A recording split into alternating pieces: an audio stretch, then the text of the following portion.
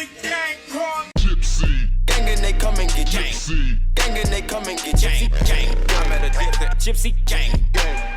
I met a GYPSY. All right, Matty bro is in the studio. What's up, dude? Welcome, man. Oh, well, good to be here, brother. Yeah. Appreciate it. So first, got to give a shout out to Josh Kuhn. Yep. The man himself. He is the one that brought us together. We started talking about like a little bit about your story on the podcast that I did with him. Yeah. And then you shared it. Yes.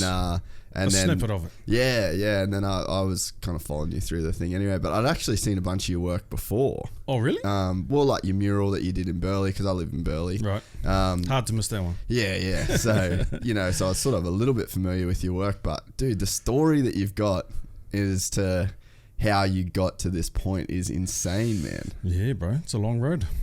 So, I guess I'm very interested to know, because I feel like anybody that is killing it now, and this is like one of the main messages that I want to get to people that are wanting to start something, or they're looking at people that are so far ahead of them at whatever it is. Like the version of Matty bro that is sitting in this studio right now with all of the accomplishments and everything that's come with what you've done.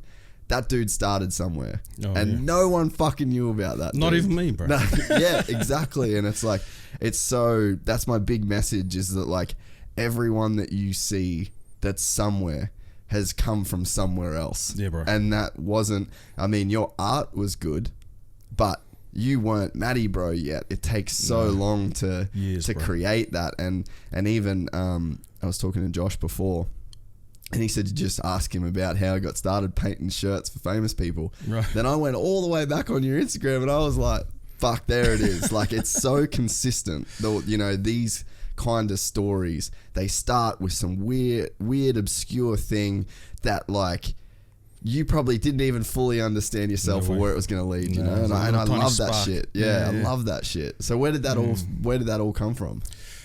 Oh, fuck. How far do I go back? Dude, as far as you want, bro. We got time. Okay. Well, I was always interested in art. Yeah. But not like, man, trying to study art and all. I was just, when we're sitting here, like right now, when I was young, sitting with a mate or a friend or a family member, I'll be doodling. I'll be drawing something, bro. And then it just evolved into bigger things. Like, you learn to draw something, and you learn to draw something bigger, better, try and better it every time. And that's kind of where the spark was when I was a kid. But it never was like, I'm going to fucking do something with that. Yeah, right. And until, like, you become a teenager, and in my neighborhood where I was from, tagging was the cool, rebellious thing to do. Yeah, so I started just doing that. And that was back in New Zealand? Yeah, bro. Yeah. Yeah. Whereabouts? Hastings. Where? So I don't know that. So Hastings is on the east coast of the North Island. Yeah, okay. Yeah, so you look at it in the middle.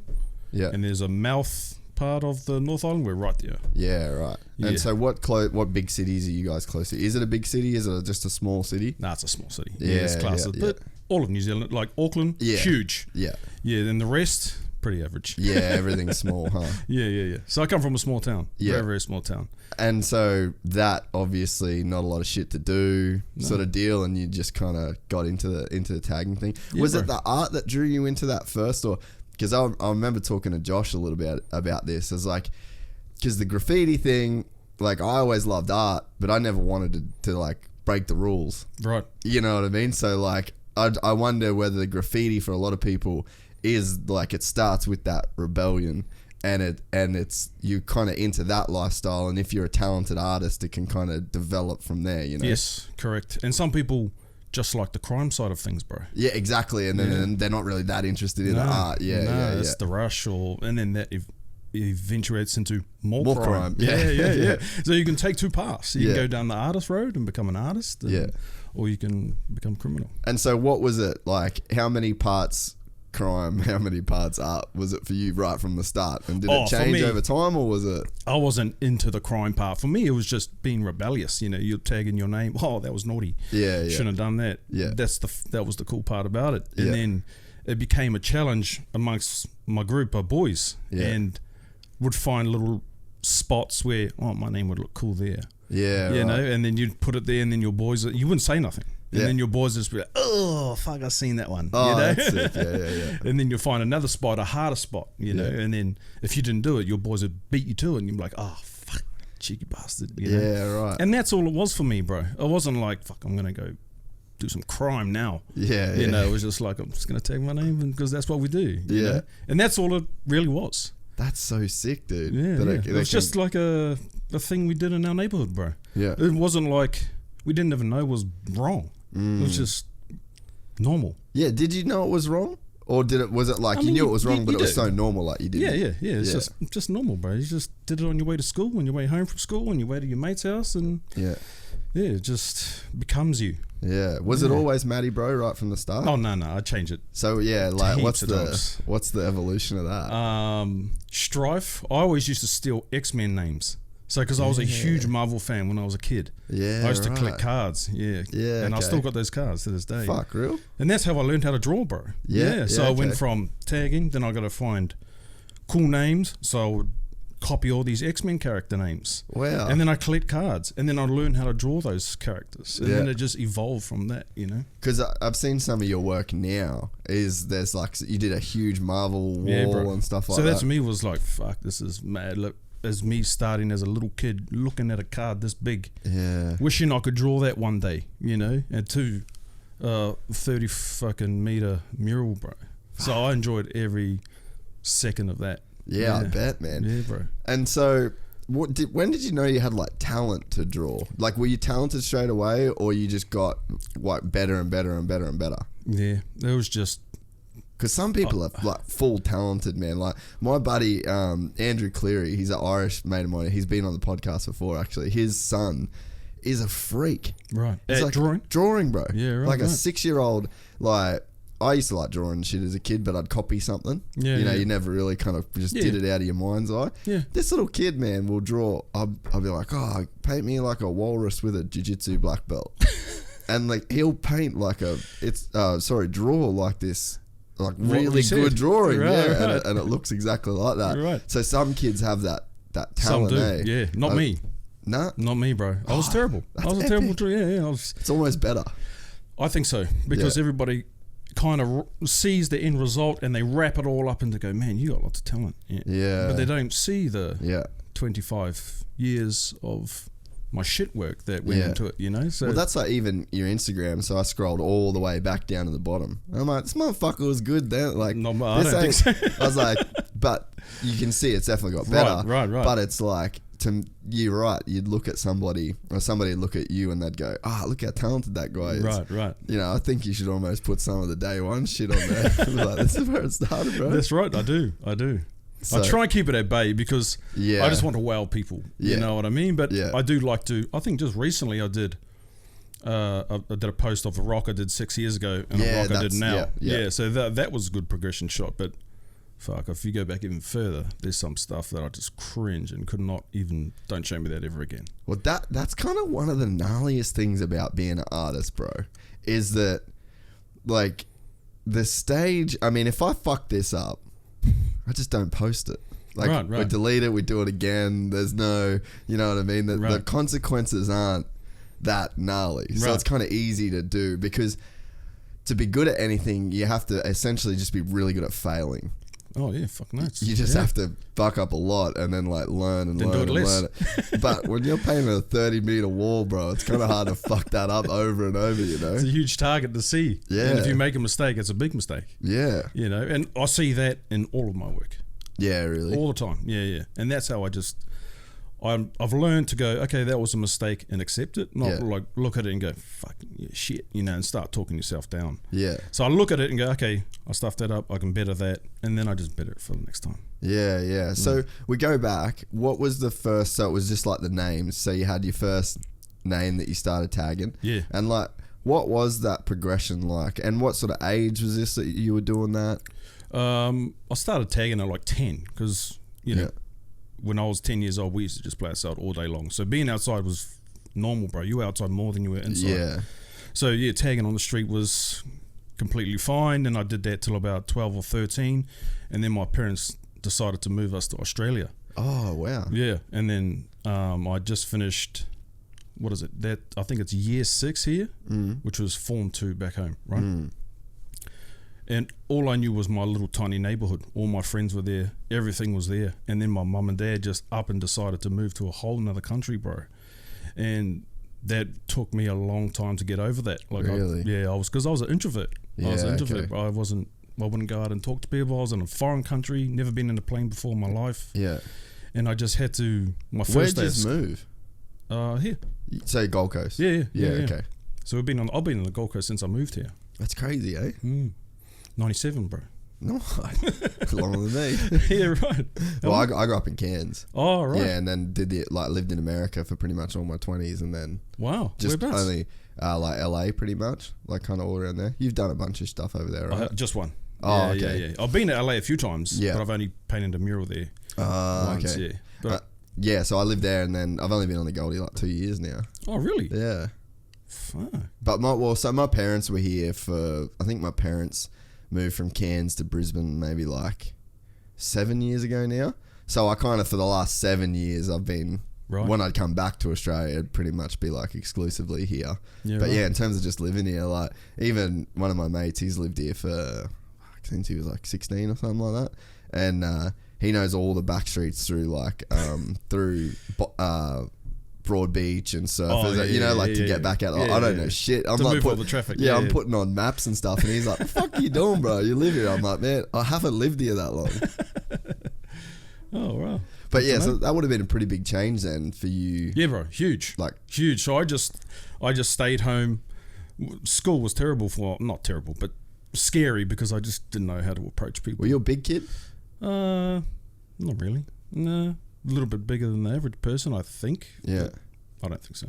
Yeah, right. Yeah. Was it hard to make friends, or was there a lot of other New Zealand kids around, or? Well, what happened was the first day of school, there was another kid, and he was from Wagga Wagga. Where's that? That's like in New South Wales, Yeah, it's right? like New South Wales border of Victoria, I'm pretty So sure. he was in the same situation as me. He got moved to a city he's never been in before. He's a country boy. He doesn't Yeah. know this life. So Yeah. I clung on to him, bro. So I was Yeah. like, man, me and you have something in common.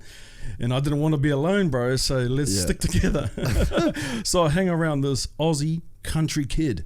Yeah. You know, probably the Aussiest kid you could ever. And that was my first friend, bro. No way. Yeah. So I just hung on to him for a bit, and we just kind of roamed the school for a bit, and then I started meeting more people, and then you hang around groups in high Yeah. school. Shit, I started hanging around in groups, and him being a country boy, he found boys that he could relate to. Yeah. Eventually. Yeah. And then he started hanging out with them, And then, so did you try and get into like the tagging scene here then? well, I didn't even know it existed, bro. Because you got to So understand. you thought when you left New Zealand, like, you just thought that was something that you guys did Yeah. in your town? Yeah, bro. Yeah, Damn, dude. Yeah. We didn't know I didn't know it That existed. makes sense, man. There's no Instagram and Right, shit. yeah. I didn't know. I hadn't been outside my town, bro. Fuck, that's So I crazy. get here, and I'm here for about a year or two, and we go to Crown Markets. You know where Crown Yeah, Market? yeah. So I'm walking around there with my mum and dad, and there's this old as antique bookstore. Yeah. You know those, you see books like that, Yeah. and all the pages are brown because they're so old. Yeah. The whole fucking shop was like that, bro. Just old as books, That's right? sick. I got a couple of those old ones right there. But they're history. you Yeah. know? And anyway, the shop's in this old man, looks like he's about 100. He's running the shop, right? It's just a little old shop.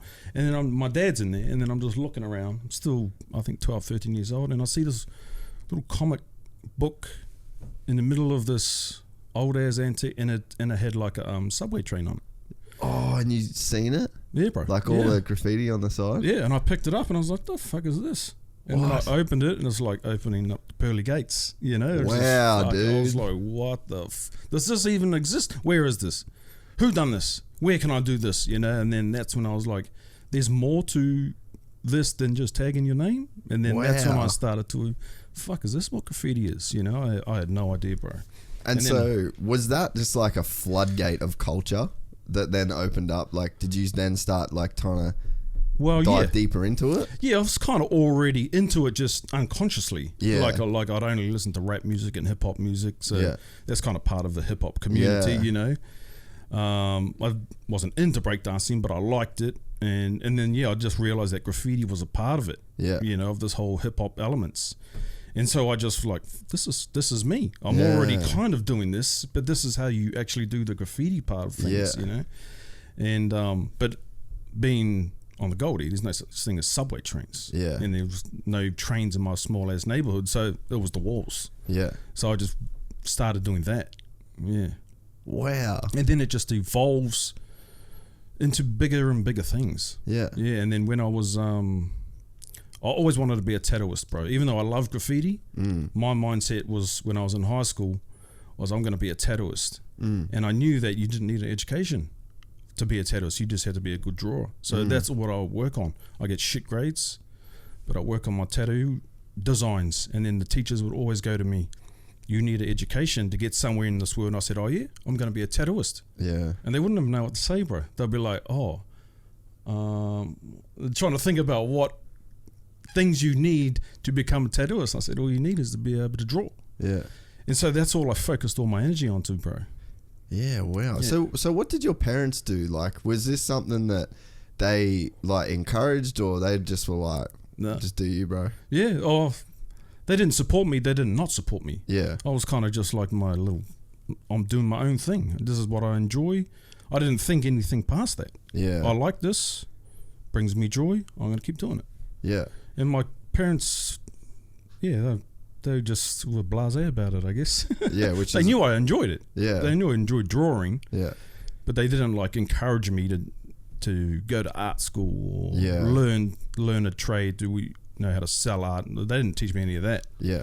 Because my dad was fixated on me playing rugby. Yeah, okay. That was his. Did you play rugby in that as a kid? Yeah. Yeah. Yeah, I played, bro. And that's all I that was the only sport I really played. Was rugby all the way up, and came over here, started playing rugby. Yeah. Made rep teams, but it wasn't. It wasn't like your passion. Nah.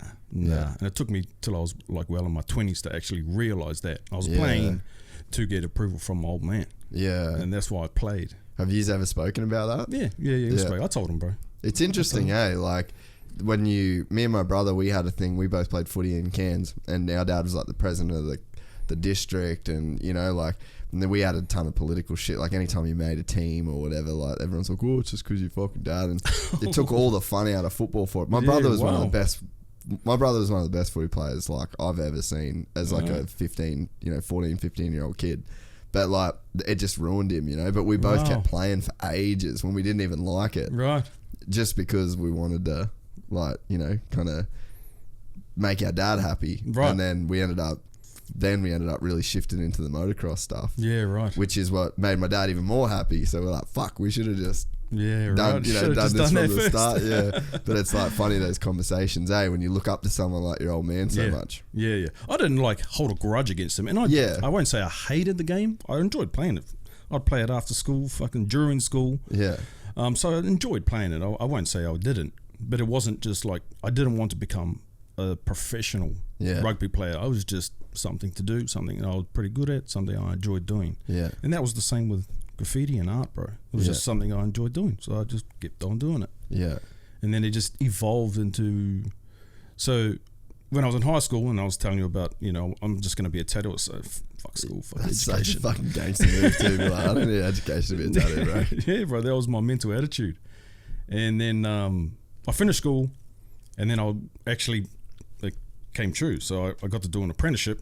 And then when I started it, straight away I was like, fuck, this might not even be. I won't say straight away, but like 3 to 6 months in, I was like, you know what, this might not be for me. Really? Yeah. What were the elements that you didn't like? The canvas. Yeah. The canvas Not is big enough.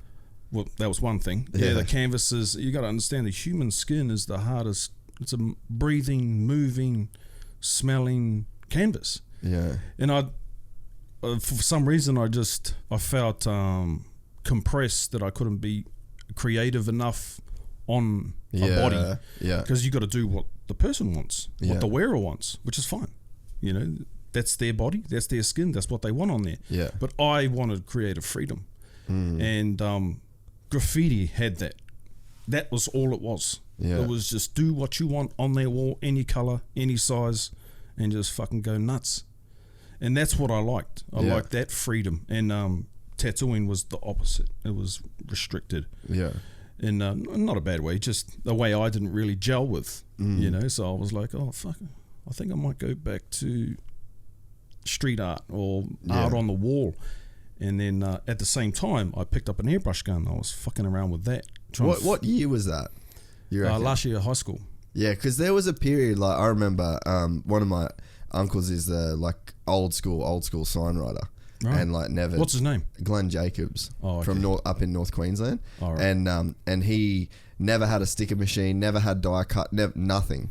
He actually quit the trade when that took over. Right. And he always would hand paint stuff. And I remember it was sort of somewhere in like the late 90s, early 2000s, the airbrush thing just exploded. Like it becomes like real accessible. And like all of a sudden it seemed like everyone was doing that shit. Yeah, bro. Yeah, it had a rush. There's no rush now. It's gone. Yeah, it's crazy. Eh? What's like the new thing for that? Well, street art is huge because of social media, but the majority of people use aerosol cans. Yeah.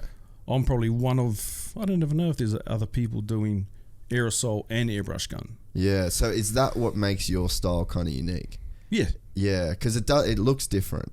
Right. Like you've got your own, like you have your own look. Like if you could look at any one of your murals, that feel like there's stuff that you do that's real, like very realistic, which would be, I'm assuming, more of your commission stuff where someone's like really paying you to like do an exact thing. Yep. But then I feel like you can see stuff in your work where it's like they've just said, I want the Rock and Arnie, or I want whatever, and then it's your style. Yeah. Like you're not trying to replicate stuff that it looks the way that a Matty Bro piece looks. Right. That's how I try and do every piece, even if they're commissioned, even if they're like, I want this exact photo, I'll go, sure. Can I add this? Yeah, so it looks like Matty Bro style. Yeah. So I always try and add that in. Yeah. Because your style is your identity. That's who you are. Yeah. So when people see that, they recognize the artist. Yeah. You know, and that's what you got to try and build, and that's what takes years. To go back a bit, when you say you want freedom, I've been thinking a lot about that as just an overall concept of like life at the moment. Right. Because to me, it's like freedom's kind of what I want with this. Right. And not just for the art, for myself, if that makes sense. Like I just want to feel free. And it just come from a silly joke. Like one of my mates, I literally just went and stole a Red Bull from my mate's car fridge the other day. Right. And he's like, you just fucking do what you want, don't you? And I'm like, and it was a silly joke, you know, we're all friends, but I was like, yeah, I do, bro. And then he's like, oh, you got it all figured out. And I was like, hey, us three, like there was the three of us there. One of them's a fucking Dakar champion, like the big motocross superstar. Right. The other one owns this great motorcycle glove company, which I actually should get you some spray gloves to like spray in. That'd be mad. Yeah. I'll do that. We'll do that after this. Right. And his company is built on like just the most retarded fucking designs ever. Like he just thinks of the dumbest shit. Like he texted us all ages ago and was like, hey, send me photos of your dogs. So we all sent him like a photo of our dogs, and then next minute there's a glove with like all of our dogs on there, you know, like all the people that he knows. And I just said to him, I was like, man, hang on, we've all got it figured out. Like he makes more money than you and you make more money than me, but we all got to figure it out, because guess what? We're free, dude. Yeah, bro. I'm a slave to mortgages and rent, and you know, like there's some stuff I'm not free, but I've chosen. But you always will be. But I chose that. Yeah. And because I had freedom to choose that, if that makes sense, and that concept, and it's like, you know, even to hear you say that you wanted freedom of the canvas, it's probably not even just freedom of your art. It's probably just you yourself not being restricted by anything, and that, because that feeling, man, like that's a feeling that's worth chasing, right? Yeah, for sure, 100%, bro. And in the art game, to be free, you have to have original artwork. Yeah, that's when you're free. Like when a person and people want to see your original work. That's right. Yeah, they want to see how you do it. Yeah, paint it how you want, where you want, how big you want, and that's free. And that's what I'm trying to move to.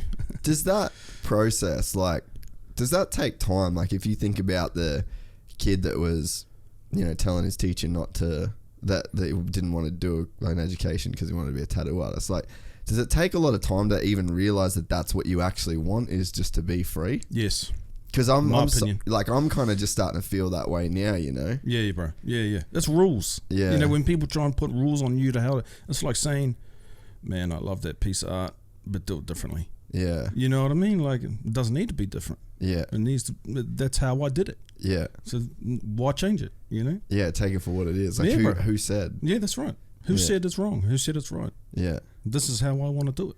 And so, with the art world, like the graffiti is graffiti looked at as like a separate thing of the art world? Like, you know, you mentioned art school and shit before, like, but I know Cause has a big graffiti background as well. Like a lot of these like real respected artists like kind of came from that. Yep. Is that like, do you look to those kind of people? For sure. Yeah, bro. For sure. Mark Echo was the first, you know, that brand Echo? Yeah, yeah. Yeah, the owner of that, his name's Mark Echo. He came from a very similar background to me, so I've always looked up to him. Him and Mr. Cartoon. Similar? How? Similar, well, he came from a graffiti background. He did graffiti when he was young. He picked up an airbrush gun when he was about 19, 20, same as me. Yeah. He started airbrushing shirts at markets and fairs and shit. That's what I done. Yeah. And then he turned those, instead of painting one at a time, he just turned it into a brand, started selling 10 at a time. Yeah. 100 at a time. And then he just built this fucking enormous empire, bro. Was Von Dutch an airbrush thing as well at the start? Or was that different? No, I think, no. That was just inspired by tattoo art. Yeah. Or airbrush art. Are you thinking about Ed Hardy? Nah, do you remember Von Dutch? I remember Von Dutch, yeah. Remember that, I just thought I remembered like seeing something where they were, anyway, it doesn't matter. But yeah, so you were then like, well, when did you start looking more into like the culture and seeing what, like, because you have to get, obviously you were sort of doing it yourself, but it's like you got to get inspired by, you know, well, that's when the internet came along. Yeah. That's kind of when I started searching outside of what I knew. Yeah. But before that, it was, I don't even know how you had to see it by person. Yeah. Yeah, you know, so the only other graffiti art you would see was from a person that you knew who told you where it was, or you just stumbled across it somehow. So yeah, that was kind of all the information you could get. Is that a blessing you're in It makes nowadays? Because like if you grow up with the internet now, you kind of have access to every style. You got it's like it's a shortcut. There's a lot of influence, you know. Yeah, it's a lot less effort to find that. You know, where I think Josh Kuhn mentioned this. He had to put in work. You know, 10 years ago, tattooing. You had to put in, you had to sharpen your needle, make your own needles, and same thing with graffiti and street art. Like caps, fuck, they were precious, bro. You lost one or one blocked up. You do anything to unblock it because it's the only one you had. Now you can just buy 500 at a time. That's you crazy. know, so things like that. Yeah, I love that little shit, man. Like that stuff to me is just so. I think it's interesting because I know the little things in that, just this room alone. There's little quirks that, you know, you've just.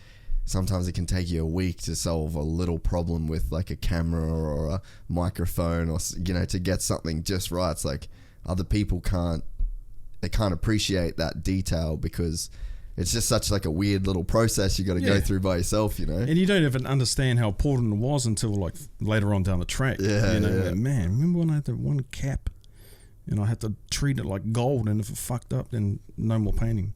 Now it's not even a thought. Yeah, because you can just access anything.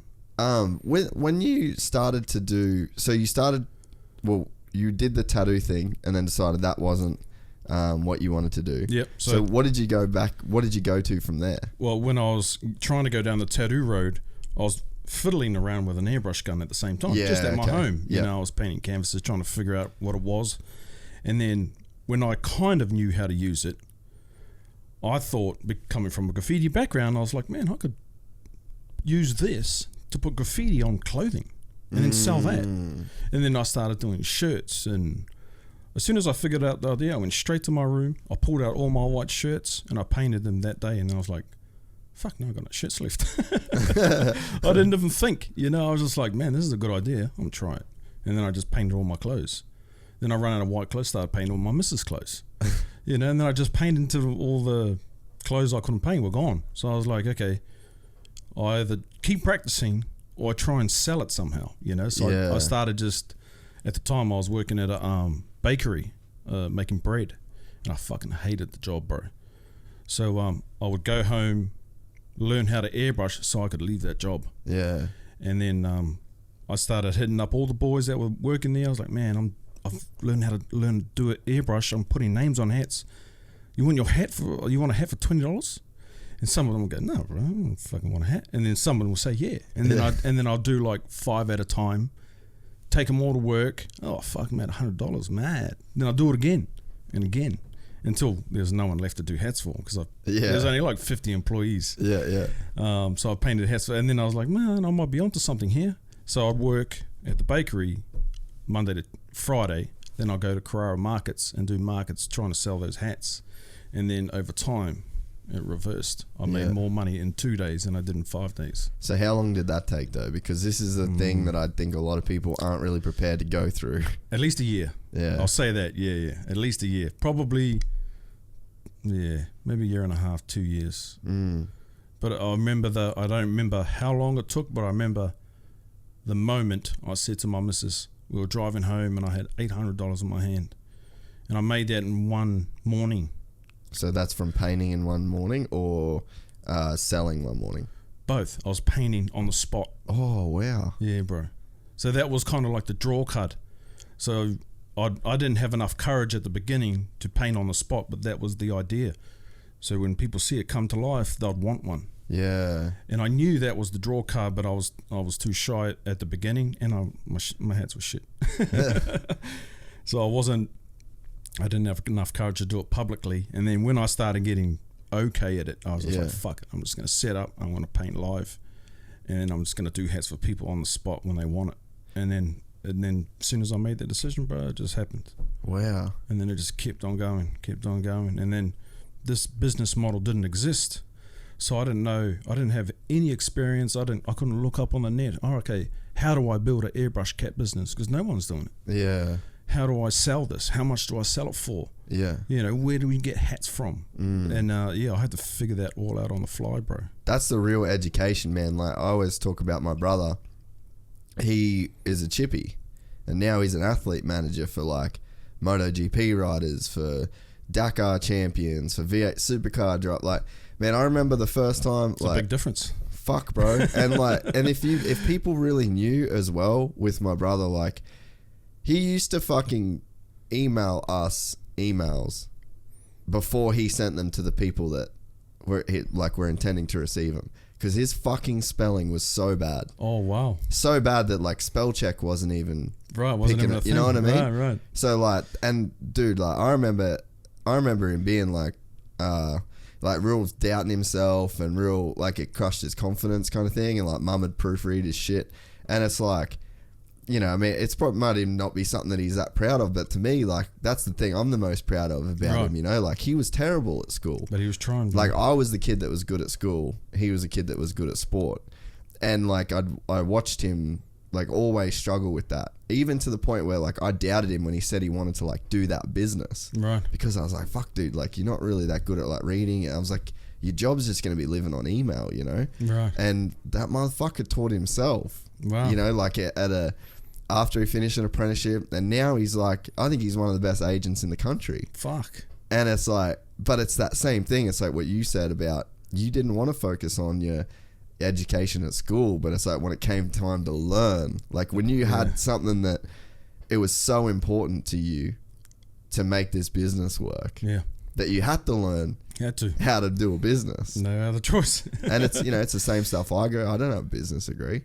Right. It's like, you know, but that's such a great way to learn, and I wish people could keep that in mind, you know, like the new skills, man. Like, you can get new skills at any time you need them. Experience is the greatest teacher, in my opinion. For sure, man. Yeah, not like a human person telling their experience. Your own experience is the greatest teacher. That's the biggest lessons I've learned is from my fuck ups, you know, and my success. And so, what was the process then? Like, do you remember the early days of like trying to have a business? Yeah, bro. I remember it clearly. I remember days where, because you had to, at the markets were pumping then, probably 15, 16 years ago. So you had to get there early. If you wanted a store, the market started at 7 a.m. If you wanted a good store, you had to get there 4 a.m., 3 a.m. Really? Yeah, bro. It got to a point where we were sleeping there the night before to get a good spot. And if you didn't do that, you're fucking way down the back, no one will ever see you. Really? Yeah, bro. So you had to, and I was doing surface paradise markets. Yeah. I was doing that with my missus, just me and her, and that was 5 p.m. till 10 p.m. Yeah. I'll go 5 p.m., 10 p.m. My missus will go home. I'll drive straight to Crower Markets, sleep in my car, and line up. So I'd go there, and then we'll wake up at 3 a.m., and then the security guard will let us in. All right, everybody come get your number, and we'll go get our store number in line of when you turned up. I was getting there at 10:30, bro. Straight from surface, there's already 3 people there. Fuck. Yeah, it was next level. It was hectic, bro. And so yeah, when you got your store, when you got your store number at about 4 a.m. What time did I say you let us in? Like 3? Yeah, 3 a.m. He'll let you in at 3 a.m. and then you get your store, and then you just set up, and then you just wait for 3 hours. Because market's open at 6 or so, I can't remember. But yeah, you had to wait there for 3 or 4 hours. What did you do to fill the time? Just sleep or? I'd paint hats. Yeah, so I'd you get 'em- started. I'd try and prepare or do hats that people have ordered for another day. Like, yeah. you know, when people were at surface markets, I can only do so many hats, and then I'll be like, oh, sorry, booked out. And they're like, okay, I'll pay you and I'll come to markets, Crower Markets tomorrow. Yeah. So I was like, oh, okay. And then I'll take their money, and then more people. Oh, right. So you'd get follow-on orders. So Yeah. then you'd get there from 3 till 6. I'm just You'd painting. set up and paint the shit that you got from 5 till 10. Yeah. Fucking hell. And then, so I was kind of keeping up, right? Yeah. But then it just got too busy. And then there was people coming at soon as 7 o'clock hit, bang, boom. Can I get 5 hats? And I was like, and each hat was taking me a long time to make because I was slow and a fucking amateur. So I'm like, 5 hats? No, that's going to take me well over an hour. Fuck, I've already got these to do. That's an hour and a half. So what am I going to do? You know, so I'll just sit there and I'll just try and pump them out, and then more customers will Have you got come. any pictures on your phone of these hats? Nah, You they're gotta ancient, bro. But I'll You send gotta you send some. me a photo, yeah. I'll have to put up like a 15-year-old laptop that we still got somewhere. 'Cause, Yeah, dude. I don't ever know if they. You should do a book one day. Have you ever thought about that? Nah. Dude, you should, like, I got that cause book there, and it's like a bunch of cool, have a flick through it after, but it's like, that was from the gallery in Melbourne that he did. Recently? Yeah, the exhibition. Yeah. You go to that? Yeah. Fuck, I wanted to go. It was really cool, man. It was really fucking cool. But yeah, in that book, it's just like all old trains he's painted and like sketches and stuff like you got to keep all that shit, man. Like, Yeah, I because know now. you know Yeah. the track that you're on, it's like at some point Right. you're really gonna want to look at that shit. Yeah. And you don't think about that when you're young, you know. No. I was just on a train and I was going, bro. And I was just trying to keep up and... What was the Make- main drive though? Did you just want to, was it just freedom, but you didn't think you knew it? Or was you like, you wanted to have this cool brand, or what was it? There wasn't nothing. I didn't aspire to be anything because I was kind of running something that I had no idea about. Yeah. Like, I didn't spark the idea, and then I didn't plan it, and then I didn't plan for the future. It was just like, I reckon these could go cool on t-shirts. Yeah. And I did it. I reckon I'll be able to sell these at the markets. Then I did it. Yeah. And then it got busy. Okay, now what do I do? Yeah. Paint faster. Paint more efficiently. So not cut corners, but cut time. Yeah, new processes. Yeah, bro. Yeah. And then learn how to communicate with the customer faster. So the process is only like 30 seconds instead of 5 minutes. Yeah, you're not talking shit the whole time. Yeah. And But at the start, you kind of have to, right? Yeah. Because you got to you got to save face with people. You got to get people interested and buying into you, because it's not just the hat they're buying. Buying the experience with you. Exactly. Which would be the same with murals now, I'm sure. Yes, very much so.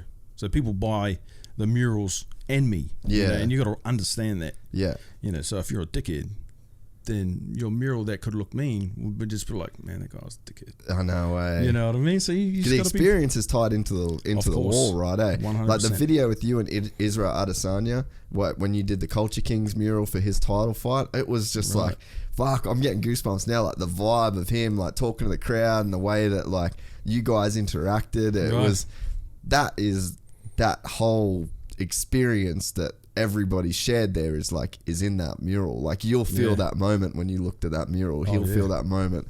So yeah, it's like it is a big part of you. Yeah, definitely. And if you can capture that on camera, that makes the artwork a lot more powerful because it shows what it done. It reached out to all these people. It amazed the person that's on the wall in person. You know, and that's kind of what I'm trying to do now, is just fucking blow people away. Yeah, that'd have to be the ultimate approval, right? Is like you have the person standing there, like For sure. looking at themselves on the wall. Definitely. Who's some of the coolest people that you've had that particular experience with? Well, before I was doing murals and I was just airbrushing, I was getting asked by a lot of music promoters to do, back in the day, I don't even know how long ago now, probably 10 years ago, portraits of rap artists or on t-shirts was the thing. Yeah. Do you remember that? Yeah. So when music promoters would bring over rap artists, mainly rap artists or R&B artists who were into that, the music promoter would hit me up and go, do you want to meet this person? Just do them a shirt. Fuck, And I was sick. like, yeah, sweet, you know? So I got a lot of experience meeting celebrities that way. Yeah, So right. I met Snoop Dogg, DMX, You did Casey one and for JoJo. Exhibit, right? Exhibit, yeah. Casey and JoJo, Boyz II Men. Yeah, right. Yeah, so I got to meet a bunch of, but it's the same thing. It was pretty Yeah. robotic. Yeah. You know, it's not like you get to sit down and have And a I mad chat. bet at that point too, man, you would have just been a fan to them. Completely. You know, whereas and I like- still wasn't even confident in my work I was giving them. Yeah, And right. I was like, man, I hope they like this. What if they don't? Fuck that, it'll be embarrassing. You know Yeah. what I mean? And I'll give them this shit all nervous and shit. And every time they were happy, and nobody ever said, bro, that's mud. You Yeah, know? yeah. Thank goodness. Yeah. But it would switch though now, right? Because now you look at like a video, fast forward 2019, and you and Israel Adesanya, like he's like fucking so stoked on the whole thing that it's like a Matty bro piece. Right. It's done at the Culture King store. It's you know, like it's this whole big thing. Like you're not some fan that's like handing over a fucking t-shirt anymore. It's Oh like, yeah, it's more like a professional meeting a peer thing, professional. yeah. Yeah, that's kind of what. But I'm still nervous of. I hope he likes it. yeah, I'm still nervous about that. I'm never confident. Like this person's gonna fucking love this. Yeah. You know what I mean? But that's just me. yeah. I kind of just don't like to toot my own horn very much. Probably the mark of like an artist though, you know, is that like when's a piece ever done? How long's a piece of string? Yeah, I mean, I could say the same with the podcast. Like, there's definitely a question I could have asked. There's definitely a thing I wish I didn't say. Like, no art is ever finished. And I think that would be the mark of an artist, is a person that, you know, Yeah, you you gotta know- always could have known that you could have done that a little bit better, or there was something you wish you could have done. Or when to walk away when it's finished. Yeah. Because you can overdo it. Yeah. You know, you can sit there and go, no, it's not good enough. And it was good enough fucking 3 hours ago. Well, that's the thing, to go back to the markets, right, is that there's definitely a thing where, and I'm guilty of this myself, and I think that as I've gone further into my life and I've gotten a bit older, I've realized that that you have to think big, Yeah. but you can't think too big, Right. and you can't think too small. Right. At some point, and definitely at some point, you've just got to stop thinking altogether and just do whatever it is, even if it's vacuuming the fucking floor of your studio, that's going to get you closer to that dream big. But if you go too big, you can get crushed because you're like, fuck, it's so far away. I'll never do a 30-meter mural. Right. Or you're in over your head. You went there too early. Yeah. Yeah. So I think it's very important what you said, that at the markets it was like, this could look cool, and just do it Right. and see what comes of it. Right. Because in your head you could imagine what comes of it. You could go, I'm going to make these hats, and then instead of doing it and seeing how it goes, you go, because then people are going to feel like this, and then I'll do this, and then that's going to happen, and you just go so far down the track. You haven't even done anything, but you've spent. And like I'm saying, I'm guilty of that shit. Right. And I think it's cool when you hear someone like you that's done so much. Oh, I just thought this would look cool, so I did it. Right. And then I thought that'll look cool, so I did it. Yeah. It's so fucking important, man. Right. That Do not you just, overthink some things. and you just gotta. You actually have to do the thing. Yeah. Even if, and like you said, you're giving the rapper these t-shirts, not even thinking it was that good. Right. Yeah. And that was all before social media, bro. So I met all those people. I have got some on social media, but there was a lot I met that I didn't even take a photo of. It was just, yeah, bro, like Lloyd Banks from G Unit. Yeah, He was yeah. actually pretty cool, bro. I met him, but no photos, so didn't really happen. I Bro. was gonna say, if it's not on the gram, it didn't happen, bro. That's it, man. And so, what was you do the markets, and you get to the point where you're too busy to even do all the work at the market. So what was the next step there? And what were you called at this point? Were you Matty bro at this point? No. I've only been called Matty bro like when the mural work was kind of almost full time. Yeah. So I was like, okay, I got to give myself an artist name now, because Yep. now I'm an artist. Yep. I didn't classify myself as an artist when I was just airbrushing hats. That's crazy. Because you're just a service. That's what you are. Yeah. You know, you're not a artist giving art. You're a person painting the name that they told you to paint for a certain amount of money. Yeah. That's a service. And Yeah. I understood that, and I wasn't like dirty. You didn't on have it. an ego involved in it. No, Yeah. I just knew what I was. Yeah. So I didn't give myself an art name or try and push Brand myself. it.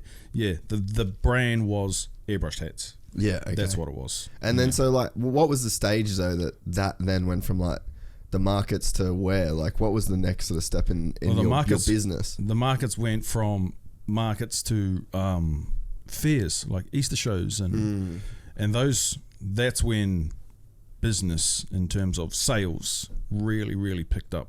So I'd only been doing markets for about a year, right? So I'm still very new to this job, to this career, to this whatever fuck it even is. I didn't even know. I'm just running with it, You're just not making bread no more. yeah. That's all. That was I was happy with that. Yeah, you're pumped. Yeah. And then my wife goes, "There's a show in Sydney, and it's called the Royal Easter Show, and it goes for 14 days." And I was like, "Okay." She goes, "Apparently, like 800,000 people go through there over the next 2 weeks." And I was like, "What is it? Like a fair, like a big fair with rides and roller coasters and shit?" And I was like, "Oh." And then she just goes, "We should do it." And it was $5,000, bro. And we didn't have any money to our name. Fuck. And I was like, me being like an introvert and shy and not even confident with myself, I was like, "No, fuck that." First of all, we don't have $5,000. We don't even have a car. We didn't have a car back then. I think we were just borrowing my wife's dad's car. And I had no confidence, but we did it anyway. My wife, somehow we got $5,000 together. We must have borrowed the money, I think. And then we brought a car. The day we had to leave, we brought a car that day, a VT Commodore. We threw a bunch of hats in there, bro, all my tools, and we drove to Sydney. Fuck. How much did you make? We spent $5,000. We sold out of stock 3 days before the show finished.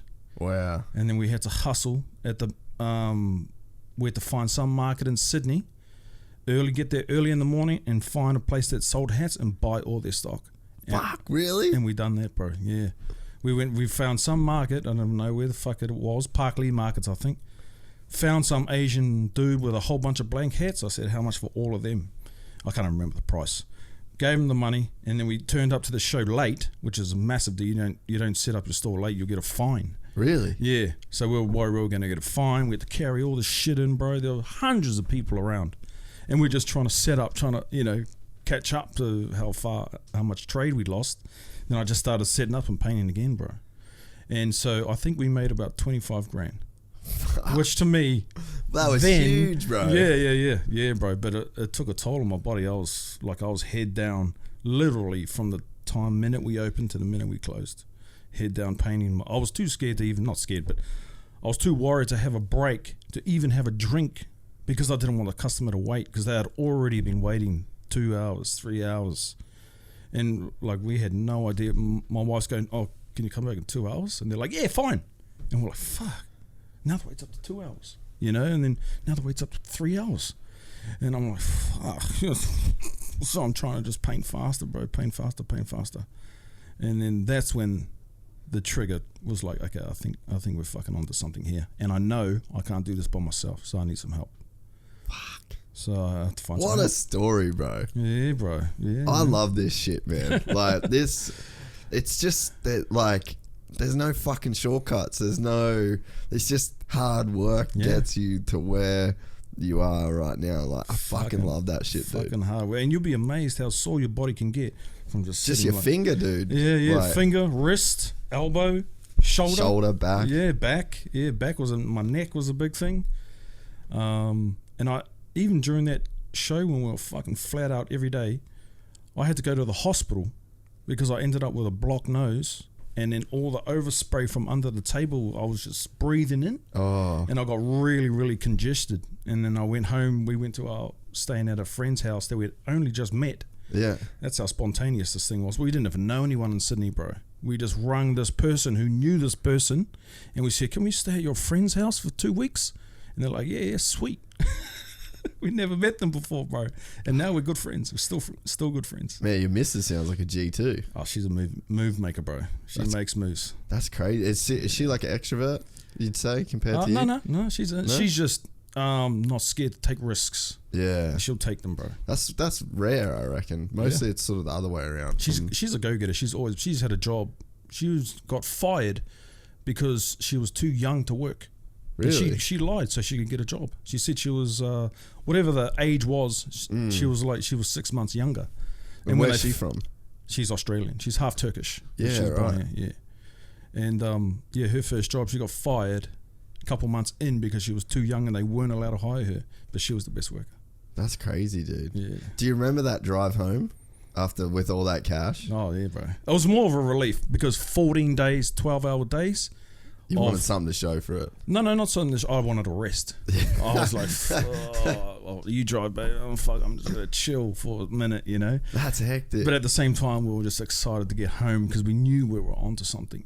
We knew we were like, if we can do this in 2 weeks, man. And then we started looking. Okay, Adelaide show. All right, when's the Melbourne show? When's the Perth show? And we started doing that for a few years, and the workload was just a bit too much for me. I was going to say that's not that scalable, like over time, you know. Yeah. And then, but there's people who have got stores at the shows still cranking, still selling the same product, doing the same thing. Yeah. And I was like, fuck, dude, come on, move on, adapt. You know? You can do better than this. You know? And some just stuck in their ways. Well, I realized that I could only make certain amount at these shows. How can I make more? You can't make any more. You're capped there, you know. So I was like, okay, well then, where can I make more? So I started trying to move the airbrush hat business into a bigger market, which was the theme parks, and then we ended up in the theme parks. And so, how's that? What happened there with the theme parks? Well, I've always wanted to go in there because I knew my demographic. So you painting hats in the theme parks? Yes. Okay. Yeah, I knew that if we were in there, would do well because that clientele is kind of like the same as it's the like Sydney a show. Yeah, bro. Yeah. Exactly. And so I was too shy to approach them because I was like, fuck, I'm just a little shitty one-person army who paints a bunch of hats. Actually, I had a couple of employees then, so we were a bit more. But I was too shy to ask. They ended up approaching us. Oh, really? Yeah, they came to us and they was like, "We've got a store for you." It was in a mad spot on the main road. And what theme park was it? Movie World. Okay, cool. Oh, because you're doing like superheroes and shit. Were you doing stuff like that, or were you still doing your own? No, we were just. So you just they just let you do your own shit. Yeah. Oh, I thought they would have been like wanting you to paint like thought superheroes so too. and stuff. Yeah. I thought they're going to put a lot of restrictions on me. Yeah. And because theme parks and trademarking, and they're really big on that. So I thought they're like, only paint this, do it this way. So I was like, here comes those restrictions again. Bro, I don't like them. Yeah. And so if they did that, I was like, nah, I'll pass. But they were like, all we want is your brand and your service in here. I was like, all right, sweet. So were you developing like a style then? Like, could you see like the way that you did these hats change and you started getting your own sort of style through that? Yeah, sure. And as I employed other artists, I'll tell them to always be themselves. I said, don't do it like me because I do it this way. Do it how you want to do it. Yeah. You do it later how you want to do it, but we'll try and keep the overall look of it the same. Yeah. But kick it how you want to do it, Yeah. So change your style up if you want, that's fine. Because I want that person to be original. Yeah. Or be themselves, not be a robot. Because if you tell an artist exactly how to paint something, it's not the same, bro. Yeah. You got to let them have their creative freedom. There's a guy, I'm not sure if you would have heard of him. His name's Struthless, and he does like really fucking cool art, man. He came on here early days, and I started following him on Instagram because he make like these funny animation videos, and now he's doing like a bunch of art for a bunch of different people. He's got his own merch. He's got his own style, and it's fucking super cool. And how he started was, or how he got his style was, he knew an artist. And he said, like, dude, how do I get good? I'm just not very good at drawing. Like, he was trying to copy a bunch of shit. Right. And his artist friend said to him, I want you to draw, and like just pick a random thing for a year. Every day for a year, you got to the same thing. Right. He said, don't matter what size it is. You can do it real small, real big, real whatever. But for a year, you got to draw the same thing. Right. So he picked a fucking ibis. You know the bird? Yeah. And he drew a fucking ibis for a year. That's it. How did the first one look to the absolute last one? Dude, well, like, he ended up with his style. Right. The last ones kind of look like his shit now. Right, But he right. sort of does everything in the style that he did this ibis. And so that was his... That's how you That's how he develop found his style, you know? Right, right. And it was just like this constant repetition, drawing the same thing every day.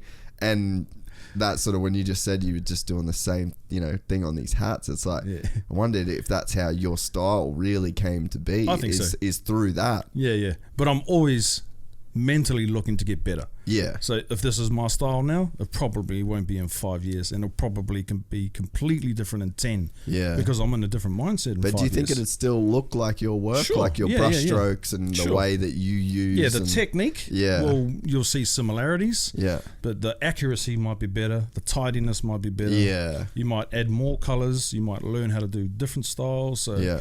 yeah, you'll see it come from the original style, but it's just evolving all the time. I think that the reason though, I think that people can be successful through repetition in the way that artists can, and, you know, like sportsmen or whatever, is like the mundane grind Yeah, bro. that you have to sit through. Yeah, That's what sharpens the skills. yeah. There's no... The basics. It's not some flashy fucking, you know, you don't get struck by lightning and then you can paint, you Yeah, know. exactly. It's like, it's so, but you've got to actually love it to put up with And keep going. the bullshit. Yeah, bro. And the sore fingers and sort Yeah, of yeah, like, yeah. there's got to be something that's sort of there that you just kind of, you can't let go of, right? Definitely. Do you have a Definitely, bit of feeling of that? Yeah, for sure. Yeah, all the time, bro. I'm always looking to better myself every day, every piece, even in life, you know. So I think that's something I'll always have. So my work ethic will always be in there, looking to evolve. Yeah. And I think that's my fuel, is just by, okay, work hard, you know, working hard works. Yeah. But just look to better it Yeah. every time. Look to be more efficient. Look to be Yeah. more accurate and stuff like that. I had a guy yesterday say, well, he was, I'd just met him for the first time, and he'd seen the podcast before, and I was asking like what my goals are with it, and I was just like, I was going to ask you that question today too, bro. oh, I don't know, fucking Don't have idea. one? I like this right now. Like, Right, this right. is the goal. Right, right. You know, like I So had, just good conversation. yeah, like I just really enjoy it, and it's like, I mentioned it because it's exactly what you said. I know, like, so this today, once this is done, I got to cut the two cameras together. I got to switch back and forth every time I talk. I got to edit every time. Right. I have to manually do that. Right. And then I got to like. How long does that take? Oh, 3 hour show, hour and a half it'll take me to do. So I'll just same deal, bro. Like same airbrush deal. I'm just fucking no phone, Working. no nothing. Like just get the shit done. I don't listen to any of it. I just Yeah. fucking pump it out. Right. But it's like I do that, then the iTunes, and you got to cut the social media, and then you got to do it. And it's just hard work. Like it's Yeah. not hard work. I'm not digging a fucking hole. It's tedious. But like I'm putting time in. Right. And to me, like I've given up on the fucking down the field shit so much these days, because in my view now, I'm like, well, it's like fun. It works. It's like it's got better over time, Right. Because I've kept the doing same. it. I've kept the same hard work going. Yeah. So it's like, I don't know, just fucking keep doing it, and then an opportunity comes up. Like at the start of this year, and it'd be the same thing with murals. You know, you get these bigger opportunities. You Right. keep saying yes, but the goal's the same. Like it's Right. you're just fucking trying to do the best job you can. You're trying to do a little bit better than the last one. Yeah. And you know, at the start of this year, we got an opportunity to do a podcast for Red Bull for their Formula One team. Massive opportunity, you know. Awesome. But even that, you don't even read too far into that. You just Right. go there, you do a good job, you fucking work hard, That's you it. give them their shit, and then Work hard, do a good job. the next day you just do it again, you know. That's it. And then if you have that mentality, in 10 years' time, you would have progressed somewhat. exactly, You know? yeah. You would have progressed somewhat. I think Either a lot or maybe not so much, just, you know, but you would have. And the thing is too, is like a timeline. Like I was thinking today, there's this guy Andrew Santino. I don't know if you follow. He's like a big comedian in the US. No. He started so he's famous. Like he's a very famous comedian. Okay. And then he has a podcast which is really cool, and he's a cool guy, already doing super well. Okay. And then with the coronavirus stuff, and then the Black Lives Matter stuff that's gone on in the last few weeks, he's kind of like changed his content to do more of like a, I don't even know how you say it, like his own commentary on events, but it's well researched. It's not a podcast. It's not a stand-up thing. It's like this little thing that he's created. And he's been doing it for a few weeks, or probably maybe a few months with the corona and stuff like that going on. And I'm like, I've been watching him and I'm like, he's already real successful. This thing's just randomly come along. And it's like, he's going to be 10x more successful than he was even when he was successful. Right. It probably wasn't his goal. No. You know, it wasn't like this thing. Who he planned wanted this? Exactly. It's just, but it's hard work. He just showed up. He had an idea. He did it. Yep. And then and it made me think that because today, I saw he was on Rogan's podcast, which that's the big, if you get on that, you're speaking to the biggest digital platform in the world, essentially. Right. And it's like, he was already famous before that. And he'd been on, but with somebody else. He'd been on that podcast, but you know, with somebody else, he was kind of like the secondary dude on it, you know. Okay. But it's like now he's got that, so it's like your journey's not this. Develops. Yeah, it's just this constant kind of evolution. But I think the one constant is like the direction. It's like the compass. It's always pointed kind of north towards progress. Right. Towards well, you can't hard really work. see. It's blurry, but you just head there. Yeah, you don't know the address. But it's like you're kind of looking, and it's, you know, you're just trying to keep going north, if that makes sense. Might be some pitfalls along the way, and fuck. You might have to go south for fucking 3 months. Yeah. You might have to go south to the point where you think your career's over. Yeah, bro. And then fucking find another gear. Exactly. Yeah. And that seems, you know, true of so many people that are, you know, doing what you're doing. I mean, look at Michael Jordan, and he preaches about the basics of you know, shooting after practice, and it was just he just dialed everything in, bro. Did you watch that doco? Yeah. I've only seen like the first 2 episodes of it. Watch it all, bro. Yeah, I don't have a fucking TV at home. Really? Nah, I'm doing a year without a TV. Oh, really? Yeah. Nice. Just me and my missus split up, and then like she bought the TV. This is random, but she bought the TV. So when she moved out, she took the TV. Right. And I've just got a fucking big hole in the wall. You're not missing much, bro. Nah, and I was like, you know what? I feel like my only thinking was, I feel like at some point, if I'm like old, I'll be like, oh, yeah, I just did a whole year where I didn't watch TV. And, you know what I mean? I got like jiu-jitsu mats on the floor, and I'm like, pretty much anytime I would watch TV, I should just stretch. Yeah, right. Because like I'm in with my jiu-jitsu stuff. Occupying yourself while you're doing what you need to do. Yeah, but there's been a few things I've missed, like the Jordan doco. Right. I mean, I could watch it on my laptop, but that's kind of my deterrent from like the TV. If it's on the wall, the controller's there, the couch is there, it's comfy as fuck. Just hit that. But like, whereas with the laptop, it gets fucking hot sitting on your lap. So I'm like, if I'm watching something, it's like, I'm really watching I'm really watching. Yeah, I've got to really want it. Yeah, I think not having a TV, I reckon only thing you're missing out is motivational shit like that. You know, but TV in general, fuck. Well, I don't watch. I only watch like YouTube or me too. Netflix essentially. Yeah, me too. I don't watch TV. Nah, you can't watch the fucking news. Oh, no way. You can't watch social media anymore, to be honest. No way. That was my big thing I learned through last week. Well, really 2020. I'm like, this is the disclaimer before I say anything about it, right? All of these issues are important. Right. Every single issue that's been posted about, very relevant, very important. Bushfires, very important. Yeah. Coronavirus, very important. Black Lives Matters, very important. All of these things are very worthwhile things that we as a human race should work to try and improve. Of course. The problem is that everything is so fucking saturated with like these constant posts, and it's like I worry that like no one really stays behind. Like, is there anyone that's still posting about bushfires? No. Is there anyone that's still posting about coronavirus? Barely. You know what I mean? And with me living in America, I lived through that. I was there for the Trayvon Martin thing. Oh, wow. I was there when the Kaepernick, when he was kneeling for games. Like I've lived through like a ton of this shit. Right. And like it's the same. It was the same thing. Right. It was getting posted about. There's riots. There's this. There's that. And then it slowly goes away. And I'm just like, now it's to the point where it's like, so I don't even like. I don't want to watch the TV.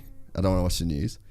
And now I don't want to watch social media. So you don't pick up your phone. You know, I don't want to do that. So it's like, fuck it, everything, I'm just getting pushed and pushed further. And again, it's not to say that any of these issues aren't worth posting about. Right. But it just seems like that, like, I just don't see anyone that's like still on the last thing. Right.